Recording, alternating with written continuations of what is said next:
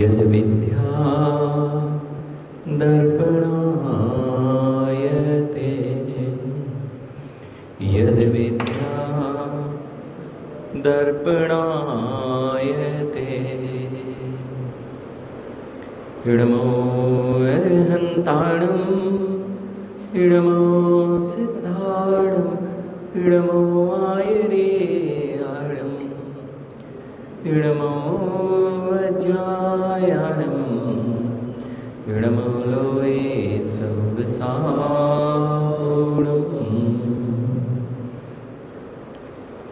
बोलिए अनंतानंत सिद्ध परमेष्ठी भगवान की देवादिदेव 1008 आदि तीर्थंकर प्रभु आदिनाथ भगवान की देवादिदेव 1008 वासुपूज्य भगवान की परम पूज्य आचार्य भगवान कुंद कुंद देव की परम पूज्य आचार्य भगवान पुष्पदंत भूतबली महामुनिराज की परम पूज्य आचार्य भगवान विशुद्ध सागर जी महामुनिराज की परम पूज्य राष्ट्र गौरव गणाचार्य श्री 108 विराग सागर जी महामुनिराज की अध्यात्म योगी चर्या समणी 108 विशुद्ध सागर जी महामुनिराज की द्वादशांग जिनवाणी माता की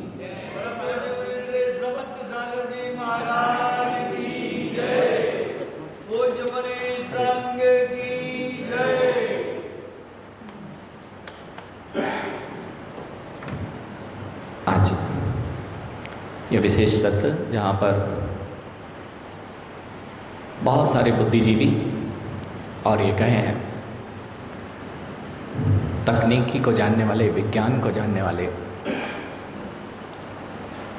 छोटा दे दो ज्ञान, विज्ञान को जानने वाले बहुत सारे यहाँ पर प्रोफेसर्स और लेक्चरर्स हैं जिन्होंने विज्ञान में कहीं ना कहीं अपनी योग्यता सिद्ध की है और विज्ञान के बारे में जानते हैं, अथवा यह भी हो सकता है अथवा उस फील्ड में और भी कुछ रिसर्च करने की वे भावना रखते हैं। सबसे पहली चीज़ आज यहाँ पर यह जानना है कि विज्ञान होता क्या है और जिन धर्म का इससे क्या संबंध है, हम क्या इनसे सीख सकते हैं। तो वैज्ञानिक कोई भी होगा, विज्ञान किस बात पर कार्य करता है इस बात को हम समझ लेते हैं। सबसे पहले जितना भी विज्ञान है उसने आज तक कुछ बनाया नहीं है। ये बात सबसे पहले जितने भी विज्ञान से संबंधित लोग हैं उनको समझ लेना चाहिए। आज तक विज्ञान ने कुछ भी चीज़ नई नहीं बनाई है और यह विज्ञान का ही सिद्धांत है। और आप जिसे विज्ञान का सिद्धांत कहते हैं उससे भी बड़ा यह सिद्धांत जिन आगम का है कि आज तक इस संसार में किसी के पास यह योग्यता ही नहीं है कि किसी चीज को बना सके। वैज्ञानिक जो होता है वह खोजी होता है। खोज करना और बनाना, क्रिएटर्स कोई नहीं है, इन्वेंटर्स जरूर है। जितनी भी आपने आज तक वैज्ञानिकों ने जो भी दिखाया जगत को वह उनका इन्वेंशन है, खोज है, अन्वेषण है, लेकिन कुछ भी नया उन्होंने आज तक बनाया नहीं है। इस बात से आप एग्री करते हैं? बिल्कुल आपको इंटरेक्ट करना पड़ेगा, क्योंकि मैं तभी आपको बहुत डीप में ले जा पाऊंगा जब आप मेरे साथ में इंटरेक्ट हो पाएंगे। यानी इसको करोगे तो मैं कुछ नहीं देख पाऊंगा, ठीक है, कुछ भी नहीं दिखेगा। अब मैं आपसे बात कर रहा हूं कि विज्ञान क्या है, विज्ञान की क्या लिमिटेशंस हैं। पहली चीज मैंने कहा वैज्ञानिक कौन होता है, तो यहां पर अमित, वैज्ञानिक कोई सफेद बाल वाला, बड़े बालों वाला, कोट पहनने वाला, इसका नाम वैज्ञानिक नहीं है। वैज्ञानिक यहाँ बैठे हुए कोई भी एक, वह छोटा बालक है, वह भी वैज्ञानिक होता है। अब मैं आपको सबसे पहले आपको इस जो विज्ञान की दायरा है उससे बाहर आने के लिए मैं आपको थोड़ा सा प्रयास कराना चाह रहा हूँ कि जिन दर्शन में, शास्त्रों में ऐसा क्या है जो हम सोच नहीं पा रहे हैं। तो मैंने कहा उस बालक से पूछना क्या वह वैज्ञानिक बन सकता है। वह छोटा सा बालक दिख रहा है, वह वैज्ञानिक बन सकता है? बिल्कुल बन सकता है। विज्ञान की निकायों में हमने प्रथम क्लास से लेके 12th तक स्टडी की, वह साइंस से रिलेटेड होगी, विज्ञान से संबंधित हमने पढ़ाई की। उसके बाद हमने कोई कॉलेज से डिग्री ली, कॉलेज से डिग्री लेने के बाद हमने उसकी स्पेशलाइजेशन में कोई ना कोई डिग्री ली, यहाँ तक आप पहुँच गए। अभी सब्जेक्ट को बहुत हल्के में पढ़ा था जब 12th तक थी, 12th के बाद हमने उसको विशेष जाना, विशेष जानने के बाद में फिर और विशेष जानने के लिए हमने उसमें मास्टर डिग्री ली। मास्टर डिग्री के पश्चात भी विशेष में विशेष, अर्थात जो फिजिक्स हम पढ़ते थे वो फिजिक्स में पूरे में आप मास्टरी नहीं कर सकते थे, तो हमने एक स्पेशलाइज सब्जेक्ट के अंदर भी एक पर्टिकुलर टॉपिक पे अपनी बुद्धि लगाना प्रारंभ की। जैसे ही आपने मास्टरी कर ली, अब आपने उसके अंदर और पढ़ना प्रारंभ किया तो डॉक्टरी पे आप पहुंच गए। डॉक्टरेट हो जाना, जो रिसर्च पेपर जो प्रस्तुत किए जाते हैं वह क्या है? डॉक्टरेट। अब मैं आपसे बात करता हूं, वह बालक है, इसने भी वही पढ़ाई की, आपने जो जो पढ़ा विज्ञान में, क्या उसके बाहर कभी सोचा? जैसे पाई की वैल्यू आपने 3.14 पढ़ी, अब पाई की वैल्यू 12th तक आपने पढ़ ली थी, 12th तक आपने सबने पढ़ ली थी पाई की वैल्यू 3.14। क्या आपने कभी उस पाई की वैल्यू पर प्रश्न चिन्ह खड़ा किया? आपने तो प्रयोग किया। क्यों? आपने सोचा जो भी यह प्रूफ किया गया है वह सही है, जो मुझे पढ़ाया गया है वह सही है। अब आप जो भी कैलकुलेशन करेंगे किस पे करेंगे? जो पहले से उपलब्ध है। और यदि कोई हम जैसा व्यक्ति कहे कि ये गलत है तो आप उसे नकार देंगे कि हमने तो विज्ञान में यही पढ़ा है। बस हो यही रहा है, जब जिन धर्म के सिद्धांतों में, ग्रंथों में बहुत कुछ विशाल मिलता है तो हमारी बुद्धि उसे नकारने तैयार हो जाती है कि हम इसे मानते नहीं है। आज वही बात हम जानना चाह रहे हैं। सबसे पहली चीज, आज यहां जो लिखा हुआ है वह आपकी बुद्धि से बहुत अधिक है। वैज्ञानिकों की और साइंटिस्टों की मैं उनकी बात कर रहा हूं, क्योंकि सामान्य आज लोग नहीं है। आज आपको ये समझना है कि क्या रियली हम साइंस में होते हुए भी छोटी बुद्धि वाले हैं। अब मैं आपको एक दृष्टांत दूंगा, वो बाद में दूंगा, पहले मैं आपको बात करता हूं। तो ये बात समझ में आ गई है कि वैज्ञानिकों ने क्या किया है। अब मैं केमिस्ट्री, रसायन, न्यूटन्स के लॉ सबकी ओर आपको लेके चलूंगा। पहली चीज, अभी तक जो कुछ हुआ है वह खोज हुई है, आज तक बनाने की सामर्थ्य किसी के पास नहीं है। आज विज्ञान के पास यह सामर्थ्य नहीं है कि वह एक कोशिका बना सके। आज तक कोशिकाओं को बनाने का सामर्थ्य, यहां पर फिजिक्स के भी लोग हैं, केमिस्ट्री वाले भी हैं, अगर देखें तो कोशिका आज तक बनी क्या? आज तक एक भी बाल बनाने की, बाल जो आर्टिफिशियल लग रहे हैं वो बाल वैज्ञानिक ने बनाए? बना पाएगा? कोई सामर्थ्य नहीं कि वैज्ञानिक बना पाए। जो वो ही हो रहा है बहुत कुछ अच्छा है। ये मोर के पंख का दिखाई दे रहा है आपको, ये पंख को बनाने की सामर्थ्य, क्या विज्ञान इस पंख का एक बाल बना सकता है? बना सकता है? नहीं बना सकता। क्यों? बनाने के लिए वह प्रयास कर रहा है, लेकिन जिस गुणवत्ता से यह बाल है उसमें ऐसा क्या है कि वह वैज्ञानिक नहीं कर पा रहा है। बस यहीं से अपनी बात प्रारंभ होगी। हम विज्ञान के दायरे में जीव को कहीं अलग खो देते हैं। जीव जब तक नहीं होगा, आपने मशीन्स, टेक्नोलॉजी, यंत्र की बात करते हैं। आज यंत्र की बात करें तो सबसे पहले हम बात कर लेते हैं, बहुत सारे यंत्र बनाए जिससे हम प्रोडक्शन करते हैं, ठीक है। अब मैं आपसे बोल रहा हूं, एक गाय को देखा है आपने? गाय दूध देती है तो it's a machine, it's a machine. ये मशीन है। घास खिलाओ तो दूध निकलेगा, पानी पिलाओ तो दूध निकलेगा, कचरा खाएगी तो दूध निकलेगा। मशीन है ना। तो मरने के बाद इस मशीन को सुरक्षित कर लो। मैं आपको, क्योंकि साइंस जिस पहलुओं को स्पर्श नहीं कर पा रहा है वहां आपको पहुंचना है और यही चीजें उजागर करना है। क्या यदि गाय को, मशीन है ना, उसके अंदर एक ऐसी मशीन है जो कुछ भी खाया जाए डॉक्टर साहब काय में कन्वर्ट करेगी? दूध में कन्वर्ट करेगी। ये मशीन है ना, विज्ञान क्या कहेगा? मशीन है। तो मरने के बाद उस मशीन को सुरक्षित रख लीजिए, बहुत सारा प्रॉब्लम खत्म हो जाएगी आपकी। दूध निकल सकता है। आखिर वह क्या था जो घास खाने के बाद दूध का प्रोडक्शन चालू था?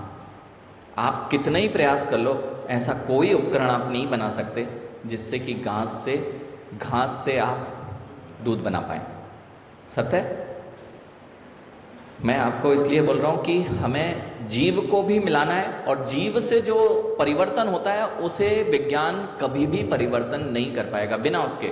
अब मैं आपको एक चीज बताता हूं, आखिर यह जीव विज्ञान बायो की भी बात करना है, क्योंकि विज्ञान निकाय में बायो भी आती है। हमने सबसे अधिक यदि कोई बात की है, सबसे अधिक कहें या जिसका हमें प्रयोजन होता है उसकी बात ज्यादा करते हैं। अब विज्ञान के दायरे में अथवा जिन धर्म में सबसे पहली बात करते हैं बायो की।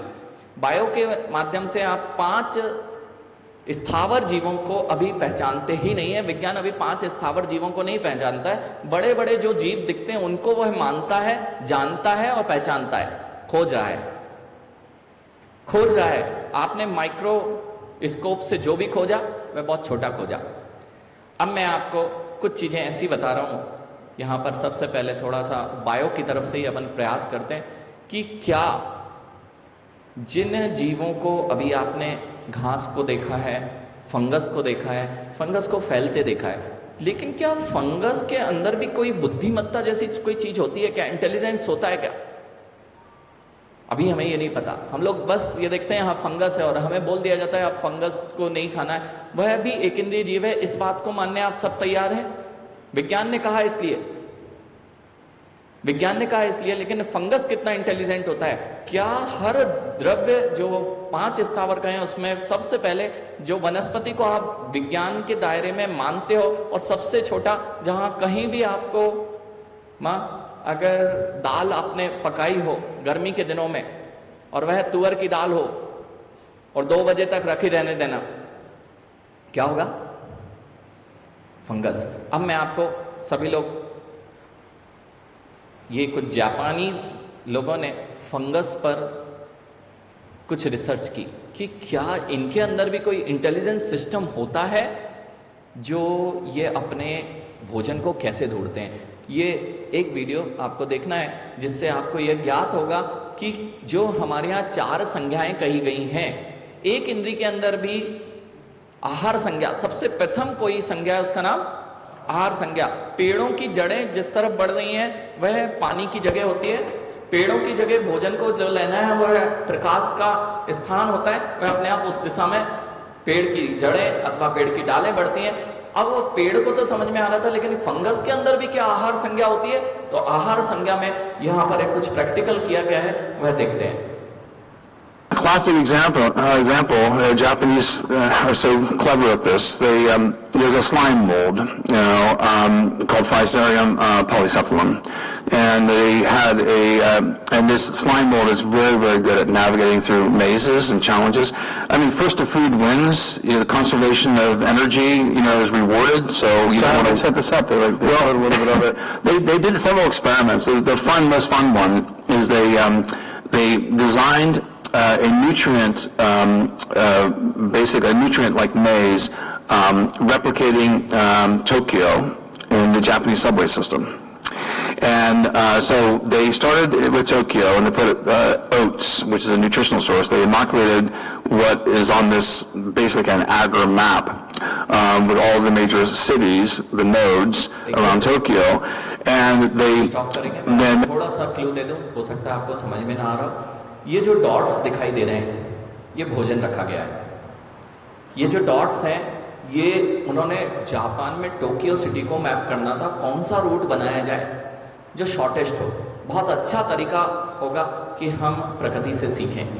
तो उन्होंने एक प्रैक्टिकल किया, ये जो डॉट रखे गए हैं उन्होंने अपने मेन पॉइंट्स पर वहां पर भोजन रख दिया है और फंगस से कहा है। फंगस एक बीच स्थान पे छोड़ी थी, आपने देखा है वो बड़ा सा स्पॉट है, उस पर उन्होंने फंगस छोड़ी थी और फंगस ने जो रूट अडॉप्ट किया वो टोक्यो सिटी का रेप्लिकेशन था।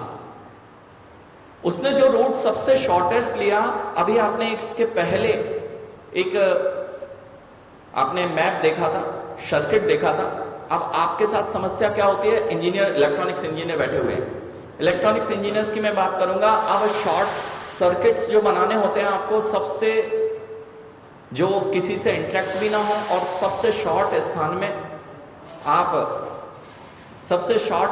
आप पहुंच जाएं, इस बात को आपको ये फंगस सिखा रहा है। अभी जो आपने देखा था वह क्या देखा, जो एक इसके पहले जो एक मैप दिया हुआ था, पूरी की पूरी फंगस उस पे थी। छोटा सा टुकड़ा भोजन का कहां रखा, उनके कॉर्नर पे रखा। आप पाथ नहीं ढूंढ पा रहे थे, लेकिन उस फंगस को यह ज्ञात था। वह कैसे ज्ञात था, यह बहुत बड़ा खोजनीय है कि उसकी आहार संज्ञा इतनी थी। अब जिन आगम में अगर हम चलेंगे तो इंद्रियों की क्षमता कही गई है। स्पर्शन इंद्रिय स्पर्श किए बिना भी हजारों किलोमीटर की क्षमता रखती है, जिससे वह अपने सेंस से उस चीज को जान सकती है। अब ये विषय आपके लिए मैं खोजने के लिए दे रहा हूं, क्या जो जिनागम में सूत्र कहे गए हैं उसमें अलग अलग संज्ञाएं, अलग अलग इंद्रियों के कितनी दूरी तक विषय वह देख सकते हैं। जैसे आंखों की जो क्षमता दी गई है वह योजनों में दी गई है। सबसे अधिक क्षमता किसकी है? आपकी आंख कहां तक देखती है? देखो, मैं बिल्कुल नॉर्मल नहीं लेके आऊंगा आज। बहुत सारे लोग जो सामान्य बैठे हुए हैं उनके लिए मैं नहीं दे रहा हूं, और आप लोग भी सामान्य सुन रहे होंगे, लेकिन मैं आपको ऊंचा ले जाना चाहता हूं, इसलिए आपको बहुत गहरे में चलना है। अब क्या स्पर्शन इंद्री बिना स्पर्श के भी जान सकती है क्या?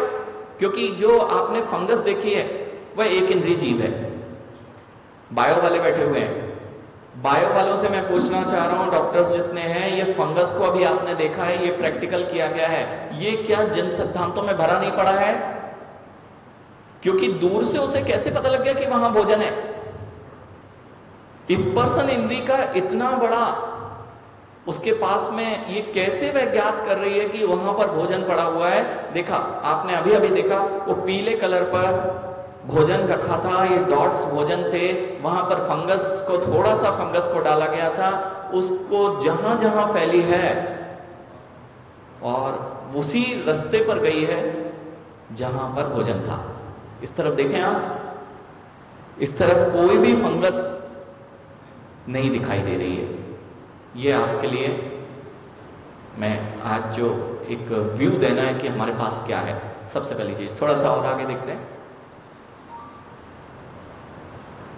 Each of those nodes had a piece of oat on them, which was a source of nutrition. The main oat was where Tokyo was. They inoculated it, and then they let the slime mold then grow. And first it grew out randomly, exploratorily, just like you would do if you're a hunter or something. You're hunting in the landscape looking for things. And then after about 28 hours, it reorganized itself in the most efficient way possible and reorganized the Japanese subway system in a more efficient manner than it's designed today. 28 दिन के अंदर उन्होंने अपना पूरा का पूरा circuit तैयार कर लिया था। कहाँ भोजन है आप भी देखेंगे। यदि कभी आपके घर में कोई बंद कक्ष है, जहाँ हवा नहीं लग रही है, जहाँ पानी नहीं घुस रहा है, जहाँ पे धूप नहीं आ रही है, वहाँ पर थोड़े दूर पे जहाँ पर नमी ज़्यादा होती है, वहाँ फंगस ज़्यादा दिखाई देती है। कोई चीज़ पड़ी हो, नमीदार चीज़ पड़ी हो, अथवा मल के टुकड़े पड़े हो, यदि कहीं मल फैला हो और आप देखेंगे एक जगह मल है, दूसरी जगह, एक बायो की तरफ से मैंने आपको ये कहा, ये एक बायो की फील्ड से बहुत सारे विषय मेरे पास में ऐसे हैं। मैं आपको मात्र अभी आज फर्स्ट डे है और समय उतना ही है, इसलिए केवल आपको एक क्लू देना चाहता हूं कि जिन धर्म के रहस्यों को हमें कैसे उद्घाटित करना है। अब मैं आपसे बात कर रहा हूं वनस्पति में जीव, ये तो जगदीश चंद्र बसु ने बताया था, तब से हमने स्वीकार कर लिया, लेकिन इसके बाद भी कुछ है और कुछ था क्या? तो अभी तक चार स्थावर जीव जो कहे गए हैं हमारे यहाँ, पृथ्वी, जल, वायु, अग्नि, यदि यहाँ कोई नोबेल पुरस्कार जीतना चाहता हो गौरव, तो आज यहाँ से कुछ लेके जाना, और अगर इस पे काम करके दुनिया को दिखा दिया तो तुम्हारा अगला नोबेल पुरस्कार। क्यों? मैं आपसे राजीव जी, 4 स्थावर जीव की अभी तक किसी ने खोज नहीं की है, जल का एक, अग्नि का एक, वायु का एक और पृथ्वी का एक। इसमें जीव है ऐसा कोई नहीं बता पाया है। पृथ्वी वनस्पति काय में जीव बता दिया है। अब मैं जीव की पहचान कैसे की जाती है, यह जो हमारे आचार्य भगवान उमा स्वामी मुनिराज ने दूसरे चैप्टर में, उमा स्वामी मुनिराज ने जो तत्वार सूत्र है उसमें दूसरा अध्याय जो लिखा है, वहां जीव का विस्तार से वर्णन किया, कैसे जीव की उत्पत्ति होती है। डॉक्टर्स के लिए यदि गर्भज जन्म होता है कि अंडज होता है कि पोतज होता है, 3 तरह के जीव वहां पर कहे गए हैं। उन 3 पर विशेषकर किसी ने कहा, अच्छा ये तो 3 तरह के जीव कहे गए। अब मैं आपको बता रहा हूं, सबसे पहले कोई भी जीव होता है उसके लिए 4 चीजें बहुत जरूरी होती हैं। ये अगर आप प्रमाण लें कि किसी भी जीवन के लिए 4 चीजें आवश्यक जिनागम में कही गई हैं, तो आप पृथ्वी, अग्नि, वायु और पृथ्वी जल कायक को जीव सिद्ध कर सकते हैं। डॉक्टर साहब, आप जो जीव है, जब तक जीव है तब तक सड़ान नहीं होती, ध्यान रखना। जैसे ही जीव निकलेगा अंतर्मुहूर्त के अंदर इसमें हजारों जीव पड़ने लग जाएंगे। जीव की अपनी एक पहचान है, उसकी वजह से सारा चलता है। मैं आपसे बात कर रहा हूं, 4 चीजें जीव को जीवित बताती हैं। पहली चीज, जीव कितने लोग मानते हैं आत्मा को? वैज्ञान बहुत जल्दी नकार देता है कि जीव नाम का कोई चीज नहीं होती है। जीव नाम की यदि कोई चीज नहीं होती है और मशीन नहीं होती है, तो फिर आप हार्ट सर्जरी करते हैं, या जब कोई आपका अवयव खराब हो जाता है उसको आप चेंज करते हैं, तो मृत होने के बाद चेंज करने पे भी वो बॉडी काम करना चाहिए थी। पहला फैक्ट, यानी कि अगर आप जीव को नकारते हैं वैज्ञानिक होने के नाम पर, तो सबसे पहली चीज, आप जीव विज्ञान पढ़ रहे हो। आप क्या पढ़ते हो? जीव विज्ञान। और जीव विज्ञान यदि आप पढ़ रहे हो और कह रहे हो जीव नहीं होता है, तो आप जीव बनाना किसे का चाहते हो? सबसे बड़ी अज्ञान दशा। आपने क्या कहा? जीव की अपनी एक क्वालिटी से आप उसे डिफरेंशिएट कीजिए। इस क्वालिटी को डिफरेंशिएशन, पुद्गल और जीव, इन दोनों को डिफरेंशिएट करना पड़ेगा। और विज्ञान ने यदि जीव को नहीं स्वीकारा, तो फिर पेन की प्रॉपर्टी जो है, जानना देखना है ना, ये जानता देखता है ना, इसके अंदर नहीं है वह प्रॉपर्टी। हमने जीव को डिस्टिंग्विश इसलिए किया है कि वह जानता देखता है, और पुद्गल जो जड़ वस्तु है वह देखती जानती नहीं है। अब यदि इस पर ही बहुत गहनतम रूप से आप पेपर रिप्रेजेंट करें कि जीव की निष्पत्ति अथवा जीव की उत्पत्ति, जीव क्या होता है, वह एग्जिस्ट करता है या नहीं करता है, इस बात को आपको प्रूफ करना है। तो बहुत सारे फैक्ट मैंने आपको कहा। पहली चीज, नाम आप क्या ले रहे हो? जीव विज्ञान। जैसे ये पेन है, मैं थोड़ा सरल भी कर देता हूं, मुझे लग रहा है कि हो सकता है प्रोफेसर जरूर है, लेकिन जिन दर्शन के प्रोफेसर नहीं होने से चीजों को समझना कठिन भी हो सकता है। इसकी प्रॉपर्टी क्या है? लिखना। ये पीछे रबर लगी हुई, इसकी प्रॉपर्टी क्या है? मिटाना। तो जो लिखने वाला है उसको मैं रबर कह सकता हूं ना? तो मैं रबर कैसे कहूंगा? जो मिटाता है उसे मैं रबर कहता हूं, जो लिखता है उसको पेन कहता हूं। क्या मैं लिखने वाले को रबर कहूंगा?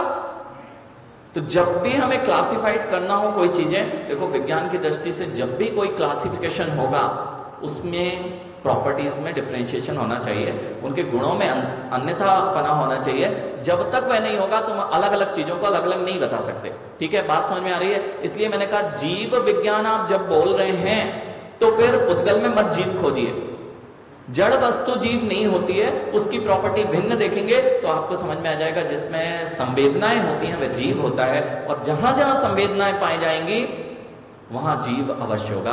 क्योंकि यह कैमरा हो, यह पेन हो, यह पुस्तक हो, इनमें संवेदनाओं का अभाव है। इसका अर्थ ही यह है कि जीव का अभाव है। अब मैं आपसे बात कर रहा था 4 स्थावर जीवों की, उनकी कैसे हम दुनिया को बताएं कि अग्नि भी जीव है, कैसे हम बताएं कि वायु भी जीव है, कैसे हम बताएं कि पृथ्वी और जल का एक भी जीव है। 4 प्राणों से हर जीव जीता है। आयुर्वेद से मिलेंगे तो आयुर्वेद अपने हिसाब से कहेगा, लेकिन जिन आगम के सूत्र आयुर्वेद में, जो अभी आयुर्वेद चलती है, इससे भी पूर्व आयुर्वेद आचार्य पूज्यपाद स्वामी की कल्याण कार्यक्रम, अभी मेरे पास में कुछ पांडुलिपियों का विवरण आया है। उन विवरण में कुछ ऐसे ग्रंथ सामने आए हैं जो पांडुलिपियों में निबद्ध हैं, जिसमें अनेक अनेक आयुर्वेद के, गणित के और अनेक विज्ञान निकाय के ग्रंथ छुपे पड़े हैं जो अभी प्रकाश में ही नहीं आए। पांडुलिपियां हैं, वे संरक्षित हैं। एक पांडुलिपि पर रिसर्च हुई है, मात्र मध्य प्रदेश में जिन आगम की 98,000 पांडुलिपियां सुरक्षित हैं। और राजस्थान में अभी हम घूम के आ रहे हैं, वहां पर जयपुर के प्रत्येक मंदिर में लगभग 2-2 हजार पांडुलिपियां सुरक्षित हैं, जिनमें से बहुत सारे रहस्य अभी हमें खोजने हैं। अब मैं आपसे बात कर रहा हूं 4 प्राणों की। 4 प्राण कौन कौन से हैं? इंद्रिय, आयु, बल और श्वासोश्वास। अब आपको प्रूफ करना है कि पृथ्वी अथवा अग्नि का एक से ले लेते हैं, बहुत जल्दी समझ में आपको आएगा। श्वासोश्वास का निरोध हो तो जीव नहीं जी पाता। आयु को आप पकड़ नहीं पाएंगे। इंद्रिय उसके पास है। जो भी जीव होगा बिना इंद्रिय के नहीं होगा। 5 इंद्रिय में से एक इंद्रिय अवश्य होगी, और सबसे पहली इंद्रिय यदि कोई होती है उसका नाम स्पर्शन इंद्रिय होती है। जैसे अभी देखा आपने, वह स्पर्शन इंद्रिय के माध्यम से सब कुछ जान रहा था। अब मैं आपसे बात करता हूं दूसरी चीज। इंद्रिय हो गया, बल होगा, मन, वचन, काय, इन 3 में से कोई ना कोई उसमें सामर्थ्य होगी। इसके पास काय है, जो एक इंद्रिय है उसके पास काय है। ये बात आपको प्रूफ कर रहे हैं। ऐसे ही जो हमारे पास में अग्नि है, अग्नि की भी अपनी एक काया है, उसका स्पर्शन है।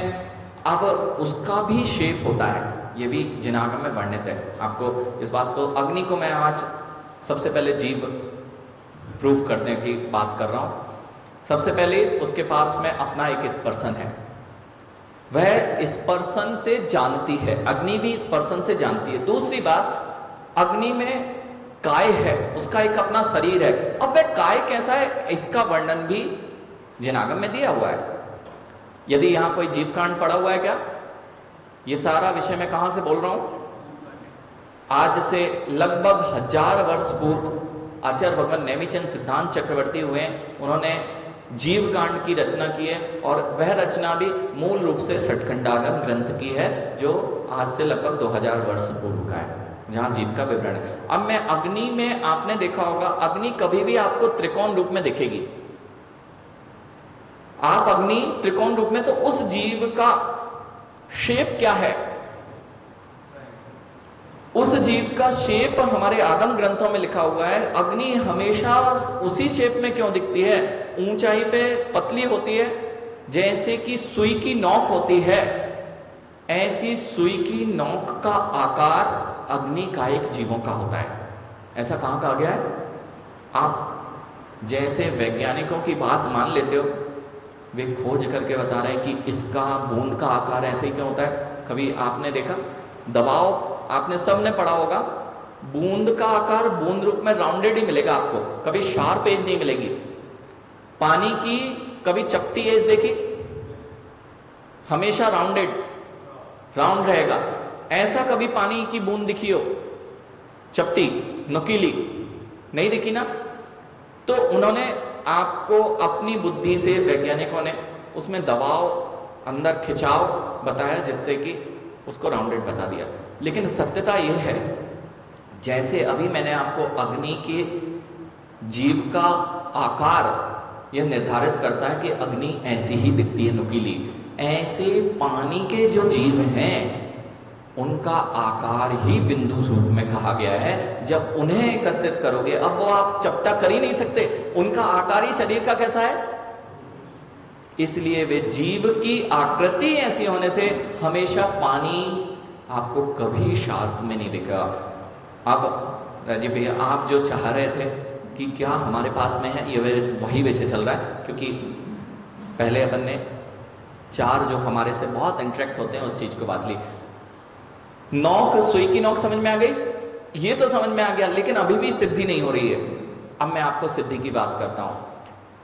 श्वासोच्छ्वास का निरोध करने से यहाँ कोई नहीं जी पाएगा। और अग्नि में आप वायु मत दीजिए, अग्नि को ढक दीजिए। श्वासोच्छ्वास का निरोध होते ही से वह अग्नि का एक जीव विलीन हो जाता है, अर्थात वह अपने जितनी श्वासोच्छ्वास मिलती जाएगी उतना फैलाव होता जाएगा। यही पेपर प्रेजेंटेशन होता है, यही वैज्ञानिकों को अपनी तार्किक शक्ति से प्रूफ करना होता है। जितने अच्छे से आप तर्क दे सकते हैं वही ये बात को स्पष्ट करेगा कि आप कितने बड़े वैज्ञानिक हैं। वैज्ञानिकों ने जो दिया है सब कुछ प्रैक्टिकल दिया है। आप पूछें कुछ भी। हाँ हाँ हाँ तो हमेशा जीव का एक उत्पत्ति हो। हाँ, अब बहुत अच्छी बात है, ये बहुत अच्छा प्रश्न आया कि क्या हमारे कुछ करने से वहां पे जीव की उत्पत्ति हो रही है? बिल्कुल। हमारे यहाँ फिर इसका भी आंसर आपको इस बात से दे सकते हैं कि जीव हमेशा योनि स्थान की बात की गई है। 9 प्रकार की योनि स्थान कही गई है। जैसे जो जीव जिस योनि में जन्मता है, यदि वह आपने एटमॉस्फेयर क्रिएट कर दिया है तो वहां उसकी उत्पत्ति हो जाएगी। आपने कभी भुनगी देखी? भुनगी ये समूर्छन जीव की भी बात की गई है।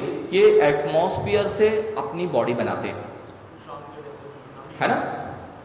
कैसा? इवनिंग के टाइम जो जीव आ रहे हैं वो सब एटमॉस्फेयर, यहां से हमारे यहाँ आगम में 1 इंद्री से लेकर 4 इंद्री तक के सारे जीव अपने समूर्छन है। अब वो समूर्छन जीव यहाँ बहुत सारे लोग नहीं जानते होंगे, मैं उनको बात कर लेता हूँ। वैज्ञानिक भी इस बात को नहीं जानते, लेकिन आप जब भी किसी केले को, पक्के केले को छील के रखना, उसको ढक के रख देना। क्या हुआ? एटमॉस्फेरिक कंडीशन और वहां पर योनि स्थान, जैसे कहते हैं जन्म की उत्पत्ति स्थान आप क्रिएट कर दीजिए, वहां पर क्या होगा? अपने आप आपको भुनगी पैदा होते दिख जाएगी। यहाँ पर पंखियों का जन्म जो देख रहे हैं आप, जैसे ही बारिश का समय होता है पंखियां आती हैं, ये समूर्छन जन्म से ही आज तक जो आप बीज और फल कौन सा पहले आया है, आप आज तक इसका उत्तर नहीं दे पाए। जिन आगम ही इसका उत्तर दे रहा है कि वायु वातावरण में लाखों वर्षों में जो परिवर्तन होते हैं, जिसे हमने कल्पकाल कहा है, उसमें जो वातावरण में परिवर्तन होते हैं, उन परिवर्तनों के कारण अपने आप वहां पर वह वनस्पति उगना प्रारंभ हो जाती है, जो वातावरण के परिवर्तन से होती है। इस बात को अगर नहीं मानते हो तो फिर से मैं आपको, अमित कुछ समझ में आ रहा है? मैं यहाँ पे देख रहा हूँ कि मैं बोलता जाऊंगा, मुझे पता है हो सकता है कभी अपन ने ये चीज़ें देखी नहीं, जानी नहीं, सोची नहीं, इसलिए चाहे बड़े प्रोफेसर। आपका कोई प्रश्न है क्या? किसी का प्रश्न हो तो बिल्कुल पूछते हैं। हाँ अंसी सर। हाँ हाँ हाँ बिल्कुल, मैं बता रहा हूँ।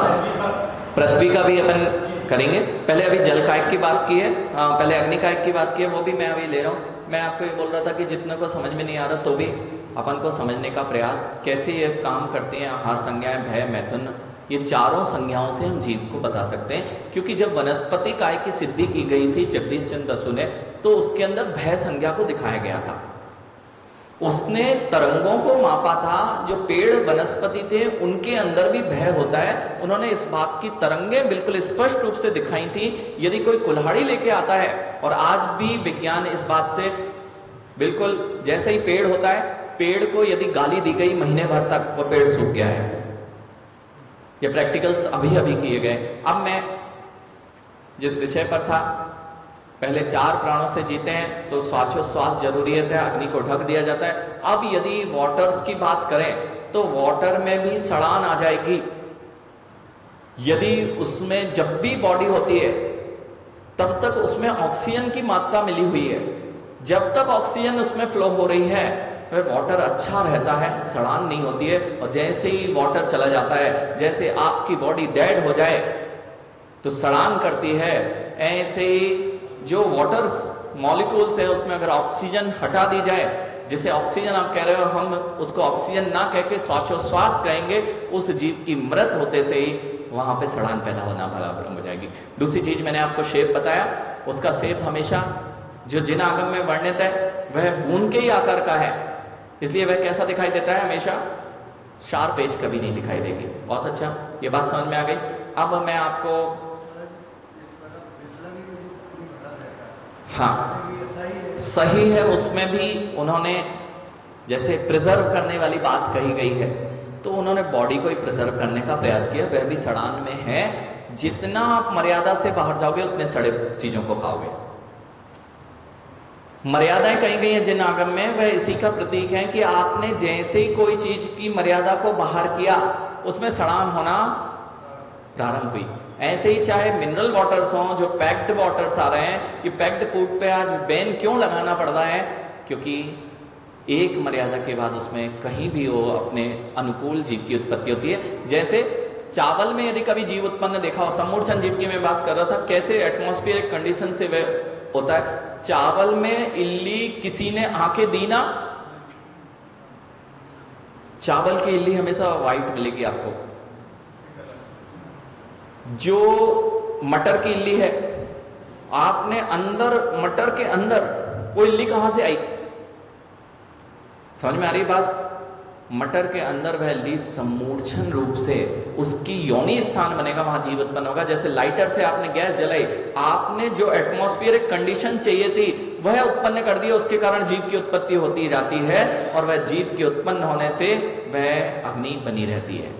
बात समझ में आ रही है? हम योनि स्थान बनाते हैं। ऐसे ही आज क्या किया गया है, चाहे टेस्ट ट्यूब बेबी हो, वो योनि स्थान को बाहर बनाने का प्रयास किया गया है। जो अंदर होता था वही की वही योनि आपने बाहर बनाने का प्रयास किया। आज आलू को छत पे उगाया जा रहा है, आप इससे आलू मत खाने लग जाना, क्योंकि योनि स्थान वही है, तो उसके अंदर जीव की उत्पत्ति भी वैसी है जैसे कि आलू में होती है। पीयूष समझ में आ रही है बात? अब मैं आपको बताता हूँ, पानी की बात कर रहे थे, पानी में एक और चीज बताते हैं। अभी डॉक्टर इमोटो नाम के एक व्यक्ति हैं, और उन्होंने जब एक्सपेरिमेंट्स किए कि पानी पर क्या असर होता है, क्या हमारी बातों का, क्या उसके अंदर भी भावनाएं होती हैं, तो ये प्रयोग किए गए। जब पानी को बहुत सारी गालियां दी गई तब क्या हुआ, पानी को अलग अलग भावनाएं दी गई तब क्या हुआ। अब देखते हैं, ये पानी के साथ में, यानी ये नहीं, वाइब्रेशन थेरेपी से कई हजार लोगों की बीमारी, जो तांत्रिक आने वाला जो लिखा हुआ है ना, यानी जो आपके तांत्रिक के नाम से होगा, तंत्र सबसे पहला सबसे ऊपर, हाँ जापान में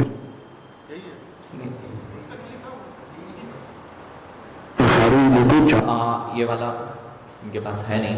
वो पानी के ऊपर जो बात की गई कि पानी पर असर होता है, अगर आप सर्च कर पाओ तो डॉक्टर इमोटो का एक वीडियो वहां पर यूट्यूब पर सर्च, पीयूष आप देखें।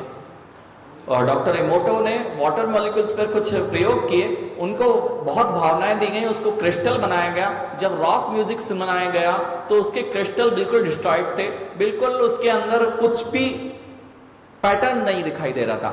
जब उसको थैंक यू, अच्छे हो, ऐसी भावनाएं दी गई, यानी कि पानी के पास में कर्ण नहीं है, फिर भी, हाँ ये ऊपर वाला सबसे ऊपर, ये जो थर्ड, हाँ ये रिएक्शन, ये वाले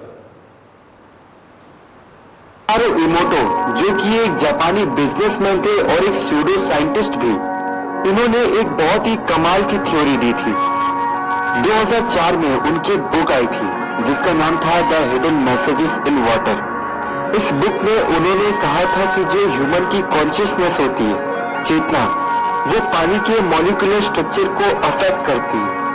और ये भी थ्योरी उन्होंने दी थी कि कोई भी गंदे पानी को हम प्रेयर और पॉजिटिव विजुअलाइजेशन से उसको साफ कर सकते हैं। दोस्तों, आप ये बिल्कुल मत समझना कि पानी हमारे इमोशंस को फील करती है। असलियत में हम लोग जो सोचते हैं, फील करते हैं, उसमें पॉजिटिव और नेगेटिव वाइब्रेशंस होती है। यही वाइब्रेशन की वजह से पानी का जो स्ट्रक्चर होता है वो सुंदर सुंदर क्रिस्टल का आकार हासिल करता है।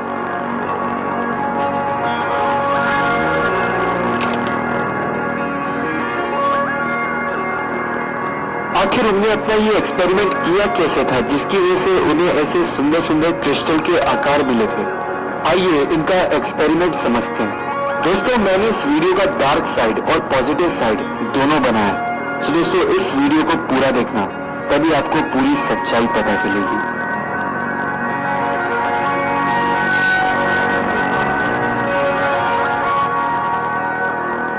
मसारो इमोटो ने कहा था कि पानी हमारी ब्लूप्रिंट है हमारी रियलिटी की। अगर इसको पॉजिटिव वाइब्रेशन मिलेगी तो ये सुंदर सा क्रिस्टल का स्ट्रक्चर हासिल करेगा, जैसा कि आप इस स्क्रीन में देख सकते हैं। इन्होंने कई सारे ग्लासेस में पानी भरा और उसको अलग अलग पिक्चर, म्यूजिक, इमोशंस, अलग अलग चीजों से एक्सपोज किया और फिर इसके बाद उन्होंने पानी को फ्रीज कर दिया, जमा दिया। और इसके बाद जब पानी पूरी तरह से फ्रीज हो गया, फिर इन्होंने इसको माइक्रोस्कोपिक लेवल पे बहुत ज्यादा जूम किया और ये पाया अगर पानी को नेगेटिव एनर्जी मिलेगी तब कुछ ऐसा स्ट्रक्चर बनेगा, और यहीं पे अगर पानी को पॉजिटिव एनर्जी मिलेगी तो कुछ ऐसा स्ट्रक्चर बनेगा। और इमोटो ने एक और चीज की थी, इन्हें अलग अलग जगह से पानी इकट्ठा किया। ये पानी माउंटेन स्ट्रीम का था और कुछ पानी एक गंदे से नदी का। पहाड़ों का जो बिल्कुल साफ पानी था इससे बहुत सुंदर आकृति मिली, लेकिन जो एक पॉल्यूटेड रिवर का पानी था उससे हमें काफी डिस्टॉर्टेड स्ट्रक्चर मिले थे। दोस्तों अब मैं जो आपको दिखाने वाला हूं वो ऐसे स्ट्रक्चर है जो कि हमारे इमोशंस पे रिएक्ट करते हैं। दोस्तों ये जो आप स्क्रीन में देख रहे हैं ये है साइन लव एंड ग्रेटिट्यूड का। दूसरा दोस्तों ये जो आप स्ट्रक्चर देख रहे हैं ये है ईवल का। देख सकते हैं दोस्तों कि किस तरह से पानी का स्ट्रक्चर बन गया। तीसरा ये देखिए दोस्तों डिस्गस्ट मी, ये कैसा स्ट्रक्चर है पानी का। चौथा थैंक यू का, देख सकते हैं दोस्तों कितना ज्यादा सिमेट्रिकल स्ट्रक्चर है ये। पांचवा इटर्नल। छठा पीस, शांति का स्ट्रक्चर। सातवां सिम्फनी। दोस्तों ये वो बहुत ही कम स्ट्रक्चर है जो कि मैंने आपको यहाँ पे दिखाया, लेकिन इनने इस पे बुक लिखी है पूरी जिसका नाम होता है हिडन मैसेजेस इन वाटर। आप चाहे तो इस बुक को पढ़ सकते हैं। ये है यहाँ पर कि पानी भावनाओं को पकड़ता है और वह भावनाओं से परिवर्तित हो रहा है, और यह कैसे हो रहा है इस बात को मात्र उसके अंदर स्पष्ट नहीं है। अब ये वाइब्रेशन थ्योरी है, जितना कुछ जगत में हो रहा है वह सब वाइब्रेशन से हो रहा है। जो भी आप बोलते हैं, जो भी आप भावनाएं करते हैं, इट्स ऑल वाइब्रेशन। जो भी थ्योरी है, क्योंकि अब आप टेक्नोलॉजी पे आ जाइए, इलेक्ट्रॉनिक्स वाले बिल्कुल अपना दिमाग यहाँ पर खोल लें। जितना भी है आपके सबके पास में मोबाइल्स हैं, कुछ दिखाई नहीं दे रहा है, रेडियो एक्टिव वेव्स दिखाई नहीं दे रही हैं, लेकिन मोबाइल बज रहे हैं। यानी आपके पास में वाइब्रेशन इफेक्ट्स आप देख सकते हैं। जितना मैसेज कन्वे हो रहा है जगत में सब वाइब्रेशन है। आप जो प्रकाश देख रहे हैं इट्स अ वाइब्रेशन। अभी अभी जो मैसेज कन्वे हो रहे हैं, जो आपकी भावनाओं से हो रहे हैं, जो अंदर से जो भी आप भावना भाते हैं वह दूसरे तक कन्वे करती हैं। आपका पूरा ऑरा बदलने के लिए बहुत सारे ऑरा से संबंधित वीडियोस भी हैं। आपकी जो मस्तिष्क की कोशिकाएं हैं वे भी भावनाओं से परिवर्तित होती हैं। ठीक है, अब मैं आपको वाइब्रेशन थ्योरी की ओर ले चलता हूं। ये एक मैंने कहा कि मैं आपको केवल अभी ये बता सकता हूं क्योंकि कि क्या क्या हम दिखा सकते हैं जगत को। तो हमने आपको पानी के बारे में कहा, अग्नि के बारे में कहा। पानी भी अगर उसमें ऑक्सीजन का लेवल खत्म हो जाएगा तो वह सड़ना प्रारंभ हो जाएगा। पृथ्वी, अग्नि, जल, वायु।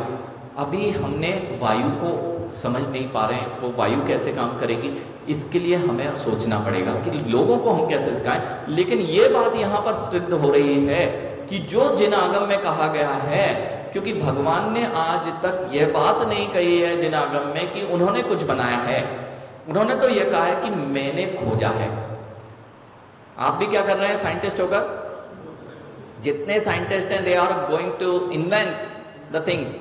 अन्वेषण, जितना डीप अन्वेषण होगा उतना बड़ा साइंटिस्ट, उतना बड़ा नोबेल प्रकाश, नोबेल पुरस्कार। एक फील्ड का साइंटिस्ट एक ही चीज में अन्वेषण कर पा रहा है। फिजिक्स वाला फिजिक्स की फील्ड में फिजिक्स के पर्टिकुलर टॉपिक के पर्टिकुलर एक पॉइंट पर, एक टॉपिक के एक पॉइंट पर अपनी खोज मस्तिष्क की बुद्धि से दे रहा है। लेकिन यदि जो वैज्ञानिक है जिसको रसायन भी पता है, भौतिकी भी पता है, बाहर के द्रव्य क्षेत्र काल सब पता है, यदि वो कोई है जिन्होंने इन्वेंट किया हुआ है सब कुछ, उसका नाम अरहंत प्रभु जो सर्वज्ञ है। इसलिए जो आप अभी यहाँ सोच नहीं पा रहे हैं। अब मैं आपको इसलिए बोलता हूँ कि एक कहानी बताऊंगा। अमित, हम जितने वैज्ञानिक हैं, साइंटिस्ट हैं अथवा इंजीनियर्स हैं, they thinks we are very big. हमारी जैसी सोच किसी के पास नहीं है, लेकिन आपकी सोच वहीं फेल हो जाती है जहाँ से जिनागम प्रारंभ होता है। आप सारे के सारे जितने लोग हैं कूप मंडूक हैं, जानते हो? कूप मंडूक से मिले?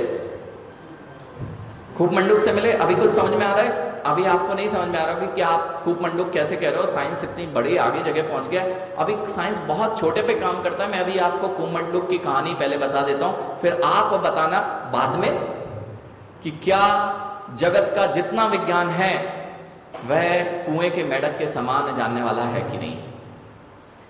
अब मैं कुएं में यानी अमित, आपके पीछे एक भैया बैठा है, कुएं में मेढक देखा? कुएं में जो मेढक होता है, मेढक उसी कुएं में जन्मा, उसी में जिया। वहां से हंस आया, उसका मित्र था। हंस आया और हंस और मेढक की वार्तालाप चालू हो गई। मेढक और हंस की वार्तालाप चालू हुई। मेढक ने पूछा, भाई कहां से आ रहे हो? तो कहते हैं मैं बहुत लंबी उड़ान भर के आ रहा हूं। कहां से उड़ान भर के आ रहे हो? कह रहा समुद्र से उड़ान भर के आ रहा हूं। समुद्र वो क्या होता है? मेढक ने क्या देखा था? उससे बाहर नहीं आया था। समुद्र से उड़ान भर के आ रहा हूं। समुद्र क्या होता है? कहता है जहां पानी पानी होता है। अच्छा पानी पानी होता है, कितना पानी होता है? कहते हैं बहुत पानी होता है। तो मेढक ने कहा अच्छा बहुत पानी होता है। तो उसने क्या किया, जैसे छोटे बच्चे करते हैं, अपने दोनों हाथ फैलाए। इतना पानी होता है? तो उसने कहा नहीं नहीं, इससे बहुत पानी होता है। तो बच्चे, और जब अगर किसी बच्चे को खड़ा करो और उससे पूछो भैया बहुत बड़ा, कितना बड़ा था? तो दोनों हाथ फैलाएगा। फिर धीरे से दोनों पैर और चौड़े कर लेगा। तो उस मेढक ने भी कुछ ऐसे ही किया, पहले हाथ फैलाए फिर पैर फैलाए। और यदि बड़ा बताने की बात करें बच्चों से तो क्या करेंगे? अपना सीना फैला लेगा, इतना बड़ा। पीयूष, सत्य ना? ऐसा बड़ा। तो उसने कहा नहीं नहीं नहीं, इससे बहुत बड़ा। तो उसने क्या किया, कुएं के एक किनारे से दूसरे किनारे तक छलांग लगाई। कहता इतना बड़ा है समुद्र। अब जो हंस था वो क्या कहेगा? हंसेगा कि भाई तुम कहाँ पर जी रहे हो, तुम अभी कुएं में ही जीते रहो, इतने से पानी को तुम बहुत बड़ा कह रहे हो। उसने फिर कहा, जैसे ही हंस की बात, अब मानने को तैयार होगा क्या हंस की बात मेढक? बिल्कुल तैयार नहीं है। उसने कहा हाथ पसारे पैर पसारे और पसारा गात्र। गात्र मतलब शरीर। हाथ पसारे पैर पसारे और पसारा गात्र, इससे बड़ो समुद्र है कहन सुनन की बात। सत्य ना बेटा? जितने साइंटिस्ट हैं, जैसे ही जिनागम के रहस्यों से हम उनको परिचित कराते हैं, वे भी कहते कहन सुनन की बात, पुराण ग्रंथों की बात। तुम अपनी बुद्धि बढ़ाओ, अभी कुएं के मेढक बन बने रह जाओ। इसलिए यहां जितने लोगों को बुलाया गया है, मैं आपकी बुद्धि को वह विस्तार देना चाहता हूं। अभी आप बहुत छोटे, यूनिवर्स को बहुत छोटा है, जिस जगह तक आपकी यंत्र पहुंच पा रहे हैं बहुत छोटी हैं सीमाएं उसकी। अभी ऐसे ऐसे इफेक्ट्स आपको हो सकता है। मैं अब और क्रिटिकल चीजों में लेके जाता हूं आपको। क्यों पृथ्वी गोल है? जिनागम में नहीं कही गई है। आप मानने तैयार हैं क्या? हंस की बात मानो और उसी के अनुसार चलो तो तुम बता सकते हो कि पृथ्वी गोल नहीं, जैसी जिनागम में वर्णित है वैसी है। आप नहीं मानेंगे तो आपने पिक्चर्स देखी ना गौरव? आपने पृथ्वी की गोल गूगल अर्थ पे पिक्चर देखी होंगी। आज तक मेरे पास कुछ प्रमाण भी हैं कि आपने पृथ्वी को गोल माना है, पृथ्वी को टिल्ट माना है, पृथ्वी को घूमते माना है। ये सब प्रमाणित है ना, वैज्ञानिक चीजें। हॉकिंस से मिले आप? स्टीफन हॉकिंस ने बहुत सारी थ्योरीज दी थी। स्टीफन हॉकिंस ने पूरे जगत की बहुत सारी थ्योरीज दी थी। मैं आपको आपकी स्थिति बता रहा हूं कि हमें विज्ञान के दायरे में जब तक हम सोच पाएंगे तब तक हम कूप मंडूक रह जाएंगे, और इससे ऊपर उठने का यदि प्रयास करेंगे तो हमारे पास में बहुत कुछ ऐसा होगा जो हम दुनिया को बता पाएंगे। पृथ्वी गोल है, यह आज तक कोई भी सैटेलाइट पृथ्वी का पूरा चित्र नहीं लेती है। लगभग 2500 से अधिक फोटोग्राफ्स को कलेक्ट करके जैसा रिप्रेजेंट करना चाहते हो वैसा रिप्रेजेंट किया जाता है। आज तक कोई भी सैटेलाइट ने एक इमेज से पृथ्वी को गोल नहीं देखा है। अब आप कहेंगे अभी अभी चंद्रयान छोड़ा गया, उसकी पूरी की पूरी चंद्रयान से आपको बताया कि महाराज जी चंद्रमा पे विमान छोड़ा, लेकिन आप लोग कितने समझदार हो मुझे नहीं पता, आप लोग खुद विचार करना, जो दिखाया जा रहा था वह रियल नहीं था। राजीव सिंह, जो इमेज आपके पिक्चर्स आपके वीडियोस में आ रही है वह कोई इमेज नहीं थी, वह एक कंप्यूटराइज जनरेशन था कि हमारा projectile motion, technicals engineers projectile motion के थ्रू हम जिस कल्पना से पृथ्वी को चंद्रमा को जहां मान रहे हैं ऐसे यदि घूमेगी तो हम चंद्रमा के पिछले भाग पे पहुंचेंगे इतने 1000 किलोमीटर चल के। जो वीडियो दिखाई जा रही थी सैटेलाइट जा रही है, इट्स ऑल एनिमेटेड वीडियो। आप उसके साइड में देखना था, क्योंकि जिस दिन यह हुआ था उस दिन मेरे पास भी लोगों ने दिखाया था, उसके साइड में एक पिक्चर चल रही थी छोटी सी। पीयूष आज जाके देखना, उसके साइड में जो पिक्चर चल रही थी वह कैमरा लगा हुआ था उसके जो सैटेलाइट है उसके साइड में। मात्र वो कैमरा जब वह उतर रहा है तो कहीं उतर रहा है, चंद्रमा कुछ नहीं दिखता। जैसा दिखा रहे हैं कि ये सैटेलाइट से ये सैटेलाइट जा रही है और चंद्रमा ऐसा दिख रहा है, ये सब विजुअलाइजेशन आपको क्रिएट करके बताया जाता है। ये नहीं था वहां पर जो उतारा गया उसको यहां पर कैमरा, जैसे पैर के पास में आपका कैमरा फिट कर दिया जाए, कहां पैर रख रहे हो किसी को पता चलेगा। इसलिए 1969 में जो चंद्रयान उतारा गया था अमेरिका के द्वारा, जो पहला व्यक्ति उतरा था, उसके बारे में भी अनेक विवादास्पद स्थितियां वर्तमान में दी गई हैं। अब आपसे यहां पर कुछ प्रमाण ऐसे हैं मेरे पास में जिसमें नासा से तो नहीं पूछा गया, लेकिन वर्तमान में अपने यहाँ का इसरो से कुछ प्रश्न किए गए इस बारे में कि क्या आपके पास कोई प्रमाण है कि पृथ्वी गोल है, क्या आपके पास कोई प्रमाण है कि पृथ्वी टिल्टेड है, क्या आपके पास कोई प्रमाण है कि पृथ्वी थोड़ी चपटी बॉल की तरह है, और क्या आपके पास प्रमाण है कि पृथ्वी अपनी धुरी पर घूमती है। आप लोग जो विज्ञान को समझते थे it's all practical, they are itself saying it's all theory. Science theories को बता रहा है और आप उसे एडॉप्ट करते जा रहे हैं, वे भी प्रैक्टिकल नहीं बता रहे हैं। कोई जाके दूरी नहीं मापी गई है, लेकिन जिनागम में जो बताई गई है वह चेंज होने वाली नहीं है, क्योंकि जिनागम में जो जिनेंद्र भगवान ने जैसा देखा था वैसे ही बताया गया है। अब जब नासा से पूछा गया कि पृथ्वी गोल है कि चपटी है कि तिरछी है, तो यहां पर उनके उत्तर रखे हुए मेरे पास में, और इसरो से पूछा गया जब, तो उन्होंने कहा no we don't have any evidence for this, it's a well long theory. क्या कहा गया? It's a well long theory. हम जिस थ्योरी को पढ़ते आ रहे हैं उसके अंदर ही सोच पा रहे हैं, और जब हमें यह बताया जाता है आगम ग्रंथों में रहस्य भरे पड़े हैं, जब हम उसको प्रोजेक्ट नहीं कर पाते हैं अपनी बुद्धि से, तो हम जिन आगम को शास्त्रों को छोटा कह देते हैं। और जो हॉकिंस को देखा, स्टीफन हॉकिंस, उसका हाथ पैर नहीं चलते थे, माइंड चलता था। वही तो हमारे आचार्यों ने किया। ज्ञानी बुद्धि से जो समझाया जा सकता है, बुद्धि को इतना विकसित कर लिया जाता है कि सब कुछ दिखाई देने लगता है, सब कुछ नजर आने लगता है। बुद्धि से भी पराकाष्ठ होने के बाद जब कर्मों की स्थिति को हटा दिया जाता है तो ज्ञान की वह सामर्थ्य प्रकट होती है जिसमें यह सारा विश्व एक सा झलकता है, जिसके द्वारा जिनागम में वर्णित किया गया है। आप बताओ कितने लोग कूपमंडूक हैं? बड़े से बड़ा साइंटिस्ट, विश्व का बड़ा से बड़ा साइंटिस्ट कौन है? जो सर्वज्ञ प्रभु हैं, वे खोज करता हैं, वे भी क्रिएटर नहीं हैं इस पृथ्वी को बनाने वाले।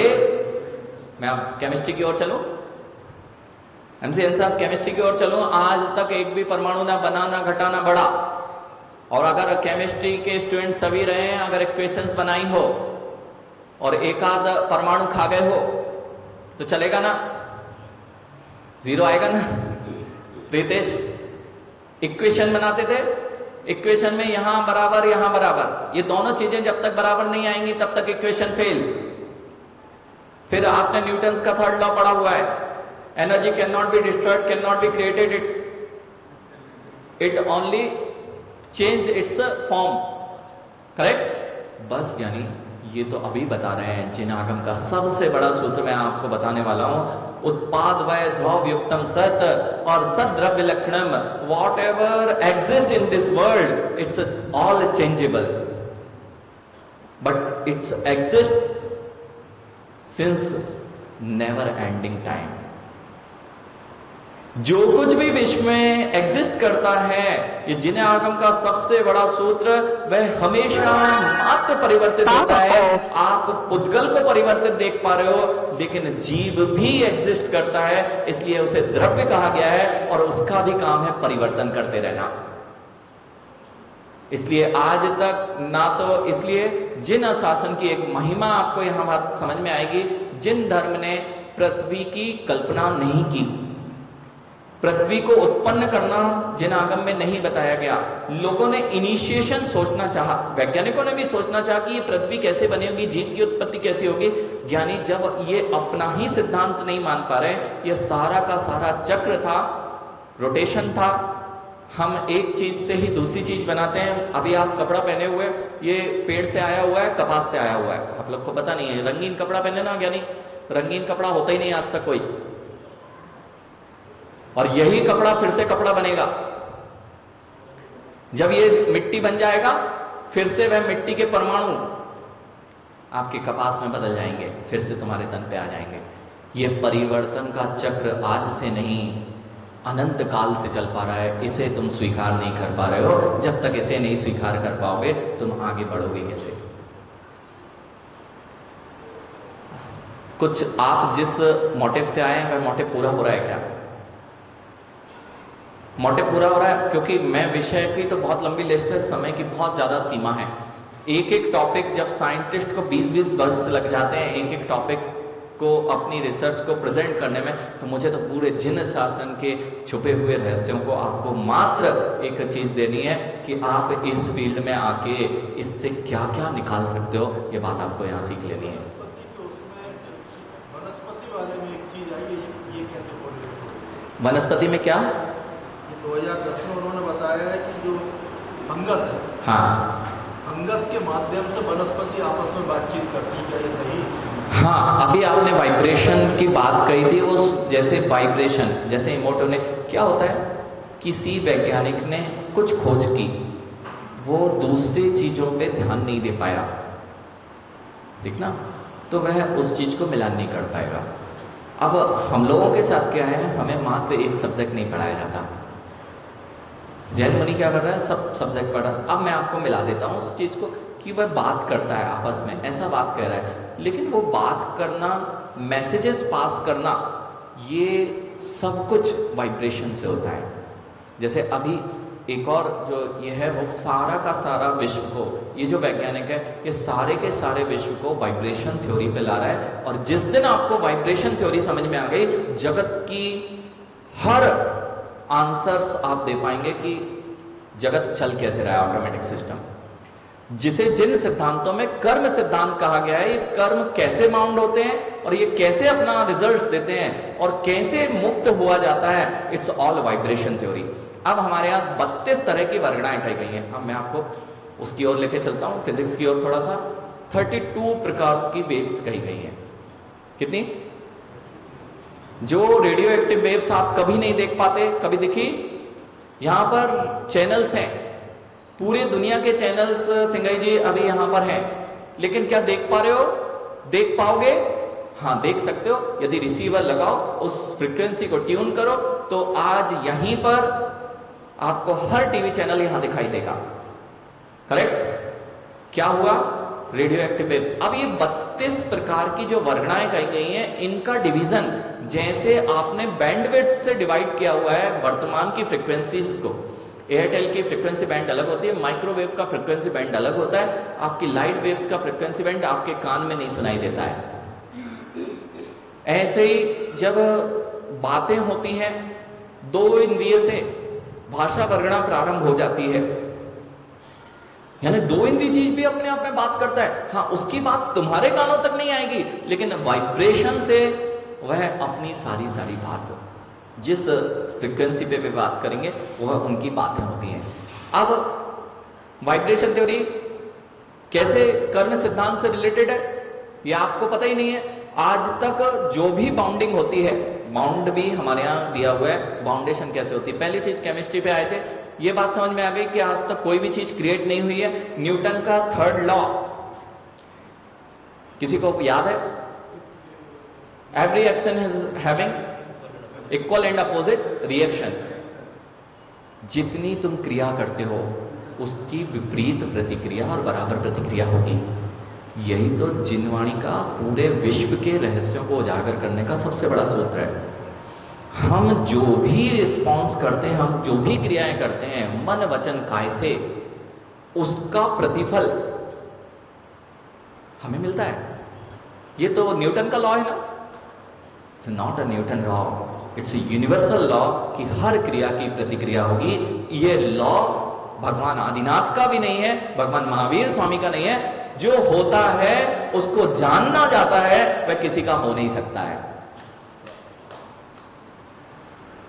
मुझे नहीं पता आप कितना पकड़ पा रहे हैं, लेकिन आपने कहा था हम बुद्धिजीवी लोगों को लेके आ रहे हैं, तो मैंने बिल्कुल भी इसमें लेवल को नीचे लाने का प्रयास नहीं किया है।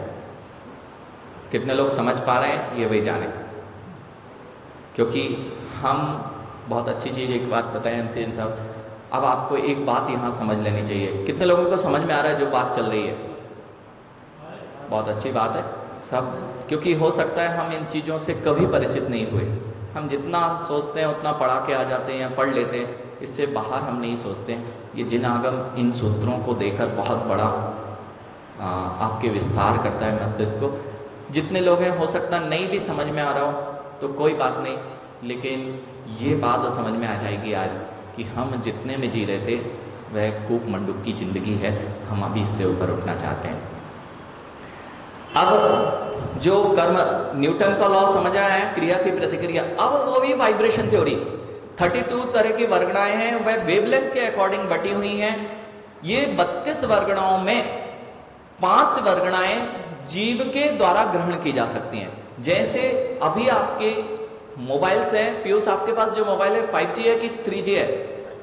5G है। 3G वाला मोबाइल 5G की बैंडविड्थ पकड़ पाएगा क्या? बस ज्ञानी 32 प्रकार की जो वर्गणाएं कही गई हैं उनमें 5 ही ग्राह्य कही गई हैं, और उनकी वेवलेंथ के अकॉर्डिंग आप उनको डिसाइड करते हैं। अभी आपकी जो वेवलेंथ चल रही है, जो मोबाइल्स की गीगाहर्ट्ज फ्रीक्वेंसी चल रही है, वो क्या है? देखो टेक्निकल बोला है, मैं टेक्निकल पे ही लेके चलूंगा आपको। अभी आप मोबाइल किस आधार पे खरीदते हो? कितना फास्ट प्रोसेसर है? इलेक्ट्रॉनिक्स इंजीनियर कौन है यहाँ पर बैठा हुआ है? कंप्यूटर साइंस इंजीनियर, मेरे पास बहुत कुछ है, मैं समय देख रहा हूँ। इलेक्ट्रॉनिक्स इंजीनियर, आप जो भी दीपक अंदर आ सकते हो। अब आपने क्या कहा कि जो भी मोबाइल 5G और 3G कौन सी वर्गणाएं आएंगी? जो वर्गणाएं आप मोबाइल खरीदने जाते हो तो 1.2 गीगाहर्ट्ज, 1.5 गीगाहर्ट्ज क्वाड कोर इससे खरीदते हो। वो गीगाहर्ट्ज क्या है? गीगाहर्ट्ज फ्रीक्वेंसी मतलब कितनी फ्रीक्वेंसी? भाई सब वैज्ञानिक बैठे हुए हैं। गीगाहर्ट्ज मतलब कितनी फ्रीक्वेंसी? 10⁹ गीगाहर्ट्ज मतलब 1 सेकंड में वह कितनी बार वाइब्रेट होता है, कितनी प्रोसेस करता है, उसका नाम। और इसका इन्वर्स कर दो तो वेवलेंथ, इसका इन्वर्स कर दो तो वेवलेंथ। वेवलेंथ क्या है? गीगाहर्ट्ज। जितनी ज्यादा फ्रीक्वेंसी होगी उतनी कम वेवलेंथ, जितनी बड़ी संख्या होगी उतनी कम 1 जैसे x संख्या है तो x 1/x उससे छोटा होगा। जितनी ज्यादा फ्रीक्वेंसी होगी उतनी कम वेवलेंथ होगी, करेक्ट? और जितनी कम वेवलेंथ होगी उसकी पेनिट्रेशन बहुत अधिक होगी। ये आप सब फिजिक्स स्टूडेंट हैं, इस बात को अच्छे से समझते हैं। जितना पेनिट्रेशन बढ़ाना हो वेवलेंथ को कम करते जाइए। जिन जिन चीजों का पेनिट्रेशन पार्टिकल से छोटा है वह उस पार्टिकल को क्रॉस कर जाता है, पार्टिकल से डिस्ट्रैक्ट नहीं होता है, रिफ्रैक्ट नहीं होता है, रिफ्लेक्ट नहीं होता है। करेक्ट? सूर्य की किरणें इस मिरर, इस ग्लास से पास हो रही हैं, क्यों? वाइब्रेशन अर्थात वेवलेंथ उसकी जो है वो इससे पास होने के लिए सक्षम है, उससे माइनर है, और अगर उससे बड़ी हो गई तो वे नहीं कर पाएंगी। ऐसे ही अभी आपने मात्र गीगाहर्ट्ज पे काम करना चालू किया तो आप सरप्राइज्ड हैं कि इतना ज्यादा तेज काम कर रहे हैं। अब यदि आपके अंदर की मशीन जो है 1/10⁹ या 10⁹ गीगाहर्ट्ज मतलब 1 सेकंड में 10⁹ की बात करता हूं, अगर इस स्पीड को बढ़ा दिया जाए जो आज विज्ञान चाह रहा है 1/10⁻100, क्या होगा? कितना तेज प्रोसेसर होगा? क्या आप कल्पना कर सकते हो? कल्पना कर सकते हो? तो कल्पना नहीं कर सकते तो क्या हो नहीं सकता? जैसे आपने अभी तक माइक्रो ऑर्गेनिज्म खोजे हैं, तो जितना आपने अभी विज्ञान ने माइक्रोस्कोप्स से, माइक्रोस्कोप्स अगेन 10⁻⁻⁶, अब जो इलेक्ट्रॉनिस्कोप्स आ गए वो उससे छोटे हो गए। क्यों? क्योंकि उनकी वेवलेंथ कम हो गई है, तो वो जो छोटी चीजें हैं उसको भी दिखाने लग गए हैं। लेकिन फिर भी फेम्टो अगर स्कोप आ गए तो फेम्टो शायद 15 होता है, राइट? फेम्टो 10⁻15, इतने तक तुम जा पा रहे हो। मैं आपको कहां ले जाना चाह रहा हूं? 10⁻100 अमित, इतनी स्पीड हो जाए प्रोसेसर की 100 गीगाहर्ट्ज, प्यूस 100 गीगाहर्ट्ज का प्रोसेसर सुपर कंप्यूटर पे कितने का होगा? अभी मैं इसको नहीं बात कर रहा हूं, मैं तो आपको लेके चल रहा हूं 100 10⁻1000 कीजिए, 10⁻लाख कीजिए, 10⁻करोड़ कीजिए, 10⁻, संख्यात में जितना सोच सकते हो उतने कर दीजिए। जब जिन आगम में कहे गए हैं ये जो कार्मिक रेडियो एक्टिव वेव्स हैं वे तो 10⁻असंख्यात वाली फ्रिक्वेंसी है। अब पकड़ के दिखाओ तुम कार्मिक वारगणाओं को। 10⁻असंख्यात फ्रिक्वेंसी, अभी तुम 10⁻9 पर आए हो और 10⁻1.2 से 1.3 पे जाने में तुम्हारे जीवन निकल जाएगा, और 2 में गीगाहर्ट्ज आ गया, 5 गीगाहर्ट्ज इस पे। अभी तो गीगाहर्ट्ज से एक डिजिट आगे बढ़ाना, 10⁻10 करना हो तो तुम्हारे पास इक्विपमेंट्स नहीं है। क्या तुम्हारे पास इक्विपमेंट नहीं होने से क्या पार्टिकल्स को इतना छोटा नहीं किया जा सकता? तो जो पार्टिकल्स छोटे हैं वही 32 वर्गणाओं में जो वर्गणाएं हमारे कर्म के रूप में हैं उनकी वेवलेंथ जो है वह असंख्यात, 1 सेकंड का कितना भाग, यानी वेवलेंथ उसकी कितनी छोटी हो गई? असंख्यातवां भाग। अब आप विज्ञान पकड़ के बताए, पकड़ पाएगा? इसलिए कुछ चीजें, किसकी बत्ती गुल हो गई? किसी की हो गई क्या बत्ती गुल? ऊपर वाले अनिल भैया, अब समझ में आ रही है? ये दिमाग की जो कोशिकाएं हैं ये इनको ही गिनने में तुम अभी लगे हुए, लेकिन जो तुम्हारे ज्ञान की शक्ति है वो कितनी विशाल है, और जो इसको विकसित कर लेता है वही यह अध्यात्म विद्या है। जितना शांत होता जाता है ज्ञान की वह विशालता आती है जिसमें यह सारी चीजें झलकने लग जाती हैं। अब आप कैसे रिप्रेजेंट करेंगे इसको? साइंस को बिल्कुल किया जा सकता है। जिस प्रकार से मैं आपको लॉजिक दे रहा हूं इसको बोलने से नहीं, हम अगर राइटिंग में देते जाएं कि कर्म तैयार होते हैं, कर्म थ्योरी है, इट्स ऑल वेवलेंथ थ्योरी। अब मैं आपके से बात करता हूं, वाइब्रेशन जब भी होते हैं रिसीवर और ट्रांसमीटर से होते हैं। इलेक्ट्रॉनिक्स इंजीनियर सावधान, वाइब्रेशन थ्योरी, यहाँ का जो नेटवर्क है तुम्हारा मोबाइल है, जब तक वाइब्रेट करता रहेगा सिग्नल्स आते रहेंगे। वाइब्रेट करना बंद कर देगा, बैटरी निकाल दीजिए, सिग्नल्स आना बंद हो जाएंगे। बाउंडिंग किससे होगी? वाइब्रेशन से होगी। जिस तरह का एंटीना होगा, जिस फ्रिक्वेंसी पे होगा वही वाइब्रेट कर पाएगा। Are you getting my points? बहुत फास्ट ले रहा हूँ लेकिन सर समझ में आ रहा है? Vibration theory. अब हमारे साथ में यह ऑटोमेटिक सिस्टम जो जैन धर्म में कहा गया है कोई किसी का करता धरता नहीं। हमारे साथ में जो कुछ होता है उसका रिस्पॉन्सिबिलिटी हमारी खुद की होती है। ये कार्मिक सिद्धांत थ्योरी है। ये वेव्स जो दिखाई नहीं दे रही हैं ये हमारे साथ बाउंड कैसे होती हैं? तो हमारे यहाँ कहा गया काय वांग मनः कर्म योगा। तत्वार्थ सूत्र में आश्रव, जो आश्रव होता है वह कर्माण वर्गणाएं कर्म रूप में नहीं होती हैं। वे जैसे आपकी फिजिक्स की थ्योरी में, केमिस्ट्री में एक स्टेट से दूसरा स्टेट में जाने पर एनर्जी रिलीज होती है और वह अपने एक पर्टिकुलर स्टेट पर राउंड करता है अथवा पर्टिकुलर स्टेट में बना रहता है। करेक्ट एमसीएन साहब? स्टेट चेंजेस देखे हैं हमने, कभी देखे हैं आंख से, लेकिन माने कि नहीं। कभी आंख से देखे किसी ने स्टेट चेंज? आपने भी पढ़ी होंगी कि इलेक्ट्रॉन की ये स्टेट से इस स्टेट में गया, एनर्जी रिलीज हुई।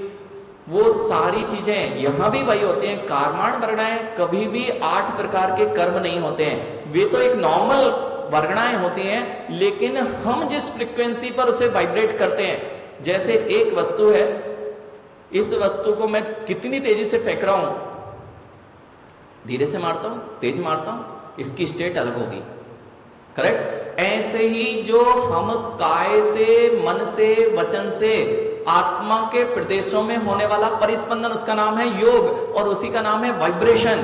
जब तक आत्मा में वाइब्रेशन होता रहता है, कोई भी वाइब्रेशन होगा उससे रिलेटेड फ्रीक्वेंसी अपने आप उससे अटैच हो जाएगी। रिसीवर क्या करता है? भैया आपको समझ में आ रहा है? मैंने इसलिए बोला, मुझे जितने लोग हैं थोड़ा अपर लेवल वाले, कि आप भले ही समझ रहे हो अपर लेवल, लेकिन जिन आगम के गुण रहस्यों को जब आप समझेंगे तब आपको समझ में आएगा अभी हमें और लेवल बनाने की आवश्यकता है। अब आप पूरे जगत के सिद्धांत को, मैं कह रहा हूं नोबेल पुरस्कार अगर जीतना हो गौरव, सब कुछ छोड़ के इस पे लग जाओ, और नियम है कि कोई इसको टाल सके। हमारे आचार्यों ने ऐसे ऐसे रहस्य भरे पड़े हुए, जिनको मात्र जगत को बता दिया जाए तो जगत आश्चर्यचकित। मैं आपको वही बता रहा हूं, वाइब्रेशन थ्योरी समझ में आ रही है? काय वांग मनः कर्म योगा, ये सारा ऑटोमेटिक सिस्टम कब से चल रहा है? अब सिविल इंजीनियर की बात करो, ये जो मकान खड़ा हुआ है इसमें बाउंडिंग है, और बाउंडिंग में तब तक है जब तक इसमें स्निग्धता है। जैसे ही ड्राई हो जाएगी, आपने सीमेंट लगाई थी, सीमेंट के बिना ये सब बालू के से खड़ा हुआ है, मिट्टी है, ये जितना भी भवन खड़े हुए हैं सब मिट्टी पत्थर है, ईंट मिट्टी है और कुछ नहीं है। फिर भी ये खड़े कैसे हैं? जब तक सीमेंट की स्निग्धता बनी रहेगी 80 साल 100 साल तक, तब तक ये झरेगा नहीं। और स्निग्धता खत्म, बॉन्डिंग खत्म। बस यानी ऐसे ही मेरे जो कर्माण वर्गणाएं हैं उसमें जो स्निग्धता है वह मेरे साथ में कर्मों को बाउंड रखती है। कब तक?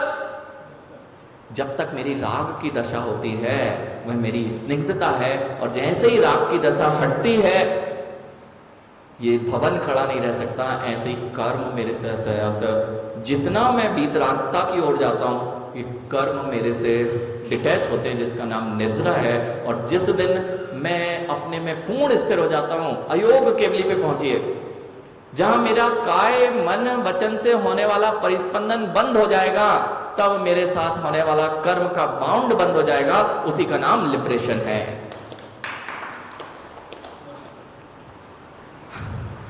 अब मुझे नहीं पता, मैं तो बोलता जा रहा हूं, मेरे पास में भी बहुत कुछ ऐसी चीजें हैं। अब मैं आपको ये बात होता ना, क्योंकि 10 मिनट बचा है, आपको पता है 1.5 घंटे होने आ गया है। 10 मिनट में मैं आपकी कुछ चीजें आपको और देता हूं, जो आप मात्र सुन लीजिए कि हमारे आगम में क्या क्या भरा हुआ है। पहली चीज, यहाँ पर मेरे पास कुछ लिस्ट है जिसमें क्या क्या चीज़ें हमारे आगम में भरी हुई हैं, वो मैं आपको थोड़ा सा बताना चाह रहा हूँ। केवल नाम लेते जाऊँगा और बताता जाऊँगा। यहाँ से लगभग अपन प्रारंभ करते हैं तिलोक पंडिती आदि ग्रंथ, जो लगभग तिलोक पंडिती का समय है 2री शताब्दी, आज से लगभग 1900 वर्ष पूर्व, जिसे आचार्य यति वृषभाचार्य मुनिराज ने लिखा है। इस यति वृषभाचार्य मुनिराज ने आप जो आज वर्तमान में बाइनरी सिस्टम यूज करते हैं, देखो इसे डिस्टर्ब नहीं करो यानी, तो सबका ध्यान वहां जाता है। जो यदि विश्व आज आप बाइनरी सिस्टम से पूरा कंप्यूटर किससे पे चल रहा है? 0 और 1, 0 और 1, 0 और 1, 0 और 1 कुछ भी नहीं है, ऑन ऑफ ऑन ऑफ, पूरा का पूरा कोडिंग। विश्व की जितनी भी वीडियोस आ रही हैं, सारी की सारी चीजें आ रही हैं, वो किस पे चल रही हैं? मात्र 2 पे, 0 और 1, 0 और 1। जब 0 1 की कॉम्बिनेशन से आप जगत का सारा मैसेज कन्वे कर सकते हैं, तो फिर यदि 0 1 की जगह आपके पास में 8 सिंबल्स हों, तो कितनी कोडिंग की जा सकती है? आप अभी QR कोड्स यूज करते हैं। QR कोड्स क्या होते हैं? वैज्ञानिक बैठे हुए हैं, सारे इंजीनियर्स बैठे हुए हैं। QR codes is a combination, combination permutation. जो कॉम्बिनेशन परम्यूटेशन की बात अभी कर रहे हैं, ये जिनागम के कॉम्बिनेशन परम्यूटेशन से ही तो कर्म की विचित्र दशाएं होती हैं, जिसके कारण आपके सारे के चेहरे विचित्र दिखाई देते हैं। बात समझ में आ रही है? नहीं आ रही? 8 डिजिट्स में यदि 0 और 1 की जगह यदि 8 सिंबल्स बना दिए जाए, तो कितनी इंफॉर्मेशन स्टोर की जा सकती है? ऐसे ही जो 8 तरह के कर्म और उसमें भी 148 डिस्ट्रीब्यूट कर दिए जाए, तो 148 में क्या क्या कोड करके रखा जा सकता है? क्या आप इमेजिन कर सकते हैं? बस इमेजिन नहीं कर पा रहे, लेकिन हो कैसे रहा है? आपके चेहरे एक से दिख क्यों नहीं रहे?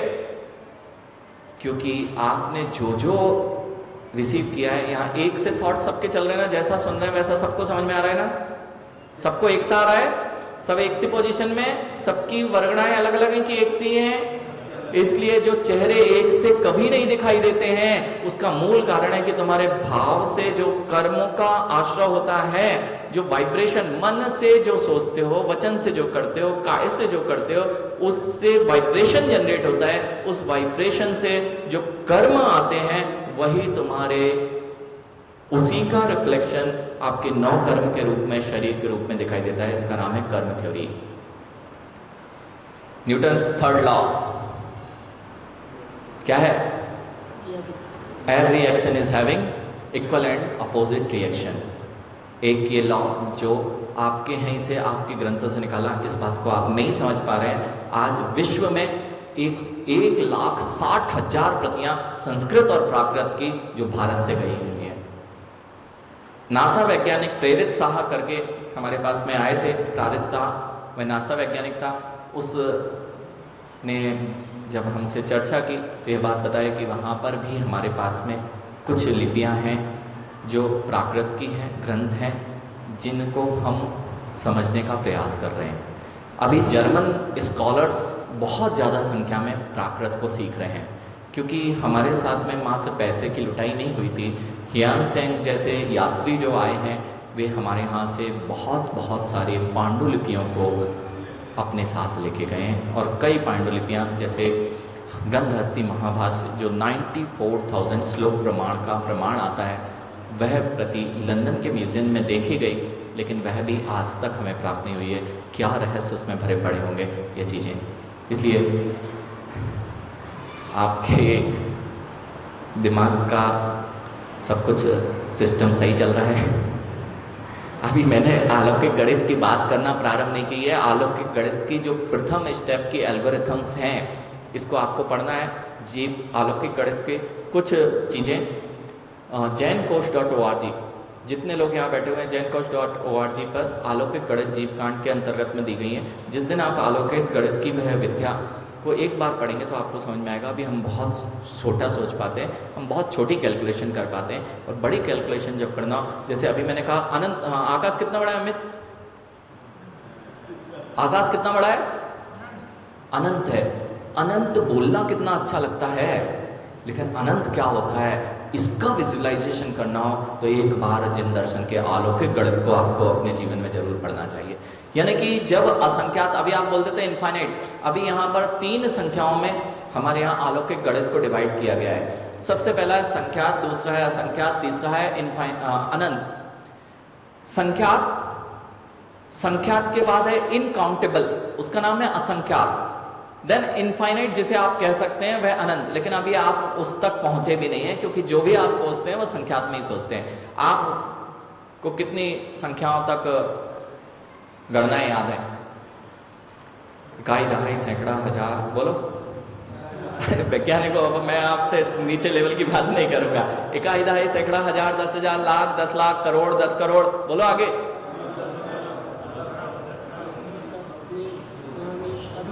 हो गया खत्म? अच्छा, कोई पीयूष जल्दी से देख के बताओ, आपका जो सुपर कंप्यूटर है वह सुपर कंप्यूटर कितनी डिजिट्स तक कैलकुलेशन हैंडल कर सकता है? मैं आपको प्रैक्टिकल अप्रोच से बताता हूँ कि जो असंख्यात की गणना की गई है, जो सबसे छोटा असंख्यात है, वह कितनी विशालता को लिए हुए है, उसकी प्रारंभिक कैलकुलेशन जहाँ से प्रारंभ होती है वहाँ से तुम्हारा सुपर कंप्यूटर उस डिजिट को लेने तैयार नहीं है। आई थिंक 29 या आपको पता है? नहीं, सुपर कंप्यूटर की बात कर रहा हूँ। आप किस बात की? 29 अंक प्रमाण तो बोल दिया, लेकिन 29 से, हाँ दीपक क्या कह रहे हो? 6 बिलियन। इट्स बिलियन तो कुछ भी नहीं है। ट्रिलियन में बोले तो क्या है? कितनी ट्रिलियन में कितने जीरोस आते हैं? ट्रिलियन में, बिलियन में 7 जीरोस होते हैं, ठीक है? 7 जीरोस, 8 जीरोस होते हैं बिलियंस में। बिलियन में 8 जीरो होते हैं। हाँ, 12 क्या ट्रिलियंस की बात कर रहे हैं, लेकिन मैं तो डिजिट्स पूछ रहा हूं। डिजिट्स कितनी हुई? हाँ, एक ने मुझे बताई थी, इसलिए मैंने यहाँ प्रैक्टिकल कराया कि maximum I think it can handle up to 10 to the power 18। That's it. Digits नहीं है ये। हाँ, 10 to the power 18 ले रहा है? नहीं, मुझे नहीं लगता कि 10 to the power 18 होगा। 29, हाँ, तो 18 डिजिट्स। 10 to power 18 मतलब कितनी? 18 डिजिट्स, करेक्ट? 10 पे घात 18 मतलब 18 डिजिट। अब मैं आपको जहां से कैलकुलेशन असंख्यात की चालू करता हूं, वहां का एक थोड़ा सा क्लू देना चाहता हूं। कितने लोग थक गए? थक गए? कुछ नहीं, 2 मिनट 10 मिनट में केवल ये इसलिए मैं बता रहा हूं कि जो मैंने कहा था कि जहां आप बहुत छोटी छोटी कैलकुलेशंस करते हैं उसमें आप थक जाते हैं। जिन आगम के बड़े रहस्यों को सोचने के लिए बड़े पैमानों की ज़रूरत होती है, योजन, महायोजन, असंख्यात, इनफाइनाइट, ये सारी चीज़ें क्यों आवश्यक पड़ती हैं और ये क्या होती हैं, जिस दिन आप समझ जाएंगे। अब मैं आपको बता रहा हूँ एक योजन क्या होता है। एक योजन मतलब 2000 कोस। 2000 कोस मतलब एक कोस में 2 मील मतलब 1 मील में 1.5 किलोमीटर। लगभग एक योजन मतलब होता है लगभग 6000 किलोमीटर। कितना? बहुत सारे लोग इन गणितों को नहीं जानते। नाम से आप प्रभावित मत हो, क्योंकि आप ऐसी ऐसी चीज़ें पढ़ते हैं, जैसे आपको बहुत दूरी करना हो तो आपके पास में लाइट ईयर्स हैं। आप क्या करते हैं? जो बड़ी गणना है लाइट ईयर्स तक पहुँचते हैं। लाइट ईयर्स बहुत छोटा है, प्रकाश वर्ष। एक वर्ष में कितना प्रकाश ट्रेवल करता है उससे दूरी नापना। आज भी वही पैमाने यूज होते हैं जो जिनागम में कहे गए। अब मैं आपको बता रहा हूं कि एक योजन मतलब 6000 किलोमीटर। अब मुझे गड्ढा खोदना है। एक गड्ढा खोदा गया है जिससे कि मुझे असंख्यात की कैलकुलेशन स्टार्ट करना है। एल्गोरिथम्स क्रिएट कर रहा हूं। जब तक एल्गोरिथम नहीं होती आप लोग भी आगे नहीं बढ़ते हैं। मैथ्स में एल्गोरिथम या फिजिक्स में एल्गोरिथम या जो भी चीजों में कंप्यूटर में एल्गोरिथम्स ही होती हैं, जिससे कि एआई कुछ भी नहीं है। एआई भी एल्गोरिथम बेस्ड है। उसकी एल्गोरिथम जितनी आप जटिल करते जाएंगे वह उतने रिस्पॉन्सिव, उतने मल्टीपल आंसर्स देता जाएगा, और वह भी जिनागम के अनेकांत पर आधारित है। यह बात विकास नाम के विकास सर हैं जो आजकल आईएएस पढ़ा रहे हैं, उन्होंने कहा था यदि एआई का बैक कहीं खोजने जाओगे तो जिन शासन में मिलेगा, क्योंकि अनेकांत सिद्धांत, जितने मल्टीपल चीजों को आप अनेकांत दृष्टि से देखते जाओगे उतने सारे कॉम्बिनेशंस, परम्यूटेशंस आप बना बना के जगत को देते जाओगे। एआई वही करता है। अब मैं आपको बोल रहा हूं 1 लाख योजन, पहुंची 1 लाख योजन तक। कितना बड़ा गड्ढा? 6000 गुणे तो 1 लाख। कितना बड़ा गड्ढा खोदना है? ये डायामीटर है, जिसे जम्बूद्वीप का डायमीटर कहा गया है। जम्बूद्वीप का डायमीटर कितना है? 1 लाख योजन। 1 लाख मल्टीप्लाई बाय 6000। इतना बड़ा डायमीटर का गड्ढा खोदना है। गहरा कितना होगा? 1000 योजन। कितना? यहां से अभी सबके चेहरे बता रहे कि क्या बोल रहे हो महाराज जी। अभी यहां से जो अनकाउंटेबल है वो सबसे छोटा अनकाउंटेबल निकालने की मेथड प्रारंभ हो रही है, एल्गो दी हुई है।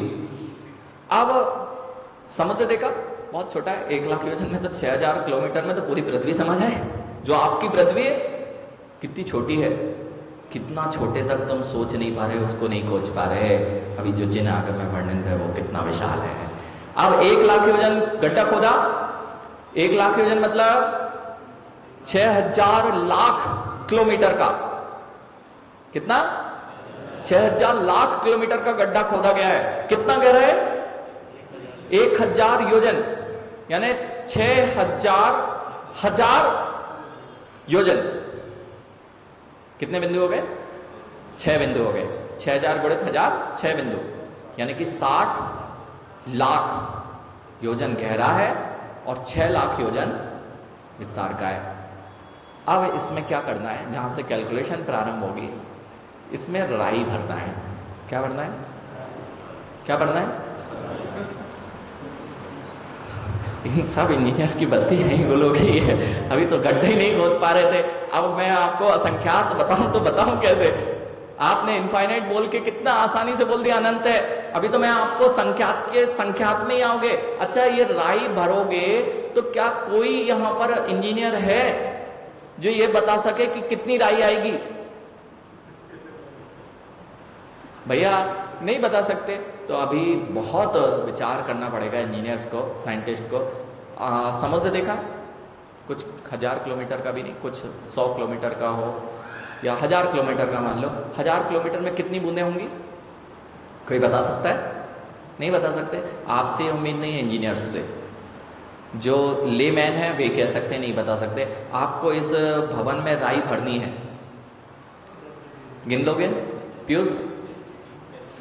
हाँ, अब थोड़े दिमाग चलना चालू हुआ जब मैंने इतना आपको जगाया।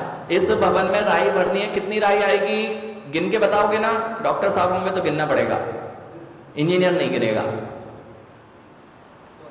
गौरव, इंजीनियर गिनेगा नहीं।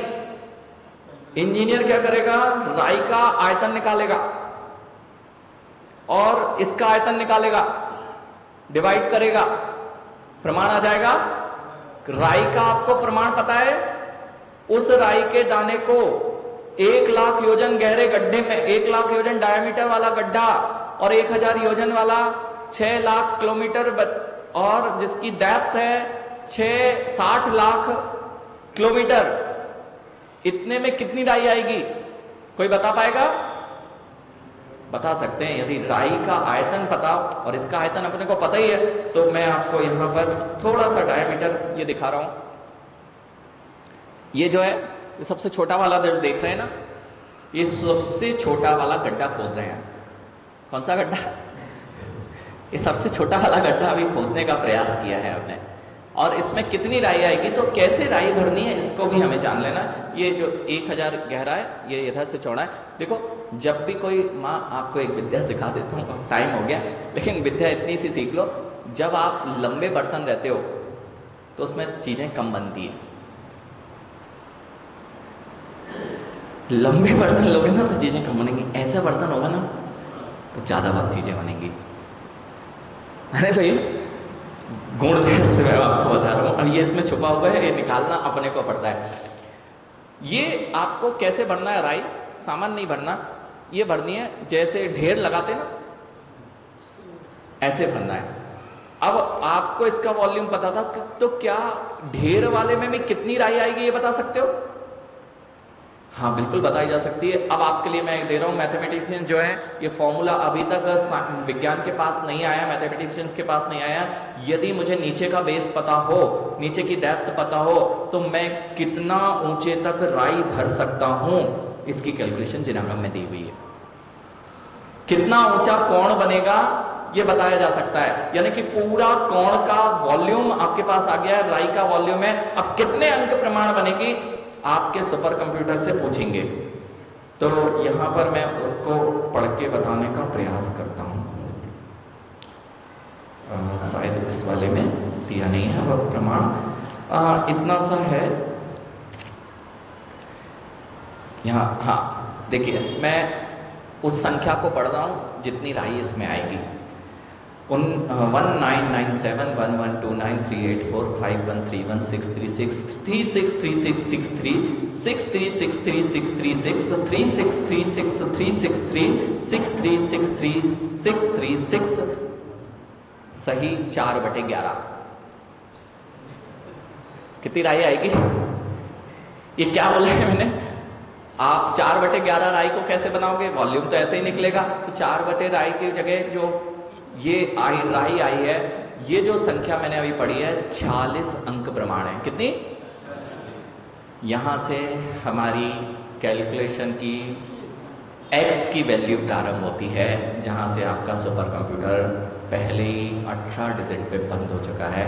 पहला x का पैमाना, जिस एल्गोरिथम से हमें आगे बढ़ना है, उसमें x की वैल्यू ही तुम्हारा कंप्यूटर नहीं ले सकता। जिन आगम के अलौकिक गणित को कैसे समझाया जाए। 46 अंक आपको कभी काम आएंगे। अब जितना आप प्रिसाइज करोगे चीजों को, अभी जो पाई की वैल्यू है वह भी पाई की वैल्यू बहुत प्रिसाइज नहीं है। जब हम वॉल्यूम नापते हैं, आपने माँ, अब आपको थोड़ा सा समझ में आए शायद, लीटर देखा, लीटर जिससे आप दूध लेते हो, उस लीटर में एक आध बूंद ज्यादा हो सकती है क्या? इंजीनियर से पूछता हूं, दूध दिया जाता है तो लीटर में एक आध बूंद कम, एक आध बूंद ज्यादा होगी, चलेगा ना? तो फिर पैमाना स्टैंडर्ड नहीं है। छोटे मोटे 1 लीटर में 2-4 बूंदें ज्यादा नहीं आती हैं। जितना वॉल्यूम होता है, एक भी बूंद उसमें ज्यादा नहीं आ सकती है। अब जब आप लीटर से नापते हो, यदि 2-4 लीटर नापना हो, 2-4 बूंदें कम भी दी तो कोई बात नहीं, लेकिन यदि करोड़ों, अरबों, खरबों, असंख्यात लीटर नापना हो, तो एक एक बूंद ने कितना घाटा लगाया तुम्हारा। इसलिए जब ऐसी कैलकुलेशन की जाती हैं तो हमें पैमानों के दशमलव के स्थानों पे भी कितना सोचना पड़ेगा। बात समझ में आ रही है? नहीं आई? ये मैंने अभी एक क्लू दिया। अब इसको और विशेष आपको जानना है, या तो हमारे साथ बैठना, तो हम बिल्कुल बताएंगे कि आगे की ये कैलकुलेशन असंख्यात तक कैसे पहुंचेगी। अब मैं आपको 1 मिनट में बस ये बता रहा हूं। हमारे यहाँ लॉग की वैल्यू यति वृषभाचार्य ने लॉगरिथमिक बेस 2 पर दी हुई है, जिससे आज पूरा का पूरा लॉगरिथमिक सिस्टम जो कहीं से भी नहीं आया है, आज तक किसी को नहीं बताया गया है। लघुरिक्त के नाम से हमारे यहाँ आया है। उसके पूरे के पूरे फॉर्मूलेस प्राकृत भाषा में log x into y, log x y बराबर log x plus log y, यह दिया हुआ है log x to the power y बराबर y log x बेस 2। अब आपसे यदि 12th में रितेश लॉग आते थे तो बड़ी कठिनाई होती थी कि इसकी वैल्यू कैसे याद रखी जाए, तो नीचे दे दिया जाता था। लॉग की चीजें वैल्यू दे दी जाती थी। अब लॉग निकालने के भी मेथड्स दिए हुए हैं। बेस 2 पर निकालना हो, जो संख्या 2 से इतना भाग देते जाओ, 2 से इतना भाग देते जाओ कि वैल्यू 1 बचे।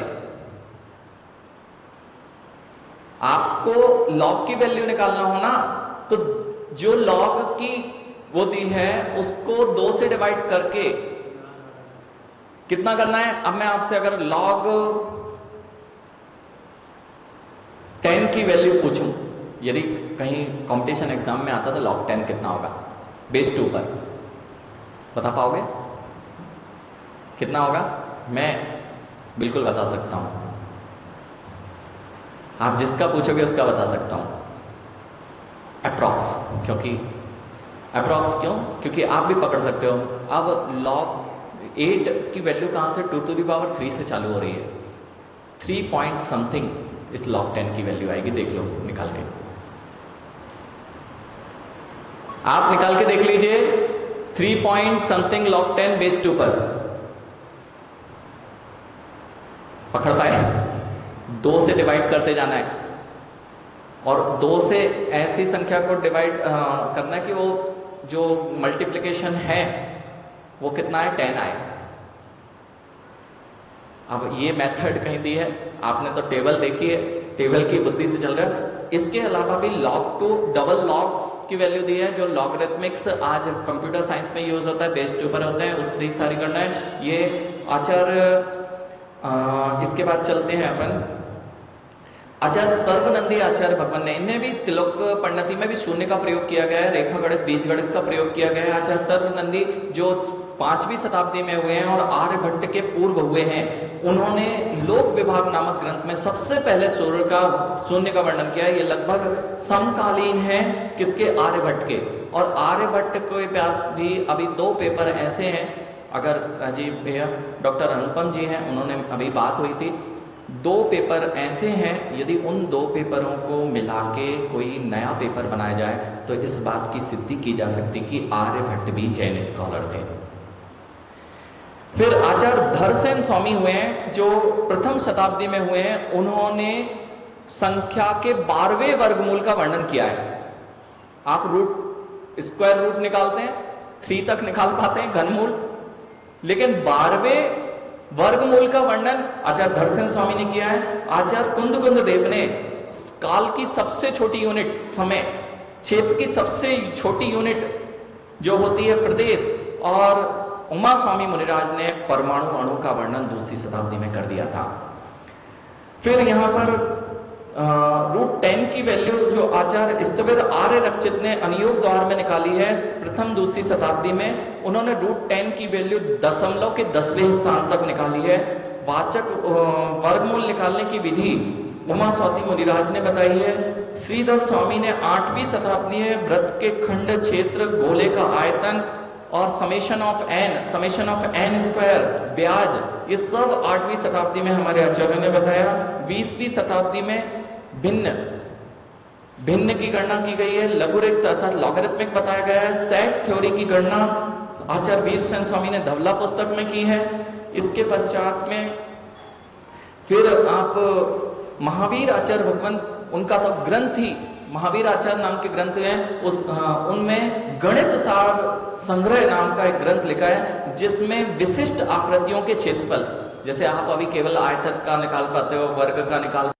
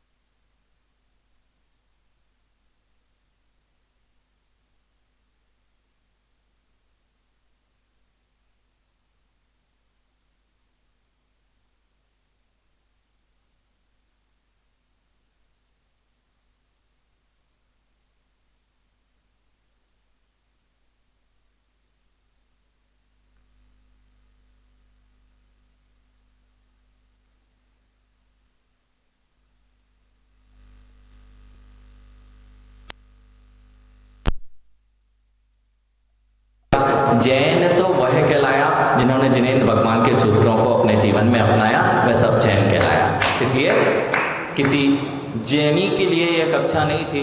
जिनेंद्र भगवान जो सबसे बड़े वैज्ञानिक हैं, उन वैज्ञानिकों के आधार पर हमें अपने जीवन में कितना खोजने की आवश्यकता है और कहाँ तक पहुँचने की आवश्यकता है, इसे जानने की आवश्यकता है। बोलिए महावीर भगवान की। ये था, यही सत्र जो होते हैं, या वंडरफुल जैनिज्म में जो नाम दिया गया है इस कक्षा का, एक विशेष पहली बार यह शुरुआत हुई। और आचार्य भगवान भी हमेशा कहते हैं आप लोगों को, आचार्य भगवान ने भी इस बात को कहा है पीयूष, कि जो मैं लेक्चर दे रहा हूं, मेरे सामने बड़े बड़े प्रोफेसर्स को बिठा लिए, बड़े बड़े वैज्ञानिकों को बिठा लिए, तब मैं आपको उनके लेवल का कुछ दे पाऊंगा। अन्यथा जिनकी सामर्थ्य नहीं है, 2-4 दूसरी क्लास के बच्चे को बिठाओगे, मैं ये कहाँ से आपको बताऊंगा। इसलिए आपने जो प्रयास किया है, एक बार राजीव सर के लिए बिल्कुल, कि जो प्रयास किया गया है कि जिन आगम के सूत्रों को कैसे हम दुनिया तक पहुंचाएंगे, ये छोटा सा प्रयास आज वासुपुर जिनालय से प्रारंभ हुआ। इसलिए इस क्लास का नाम क्या रखा गया है? वंडरफुल जैनिज्म, अद्भुत जिन धर्म। इसलिए यह क्लास का नाम इसी से पड़ा था कि हमारे पास क्या रहस्य भरे पड़े। बोलिए महावीर भगवान की। गुरुवर के चरणों में नमोस्तु नमोस्तु नमोस्तु। गुरुवर, आज का प्रयास बहुत ही सार्थक रहा होगा। मैं ऑडियंस की तरफ से पूछना चाहता हूँ कि ये एक प्रस्तावना थी और मैं चाहता हूँ कि अब एक एक बारीक विषय लेकर के आगे इसको हम कंटिन्यू रखें। जब भी, जहाँ भी, जैसा भी सहयोग बैठे, ये एक प्रस्तावना में एक आउटलाइन हो गई है। अब हम एक एक पर्टिकुलर विषय लेकर के उसमें हम कॉन्फ्रेंस और अपने ज्ञान का विस्तार करें। ऐसी मेरी सभी है। नमोस्तु नमोस्तु नमोस्तु। जिनवाणी के ज्ञान से सूझे लोकालो, सोवाणी मस्तक नमो सदा दे ढूंढो। हे जिनवाणी भारती तो हे जपो दिन रैन, जो तेरे शरणा गए सो पावे सुख चैन। देव भजो अरिहंत को गुरु सेवा निर्गन, दया धर्म पालो सदा यही मोक्ष का बंधन।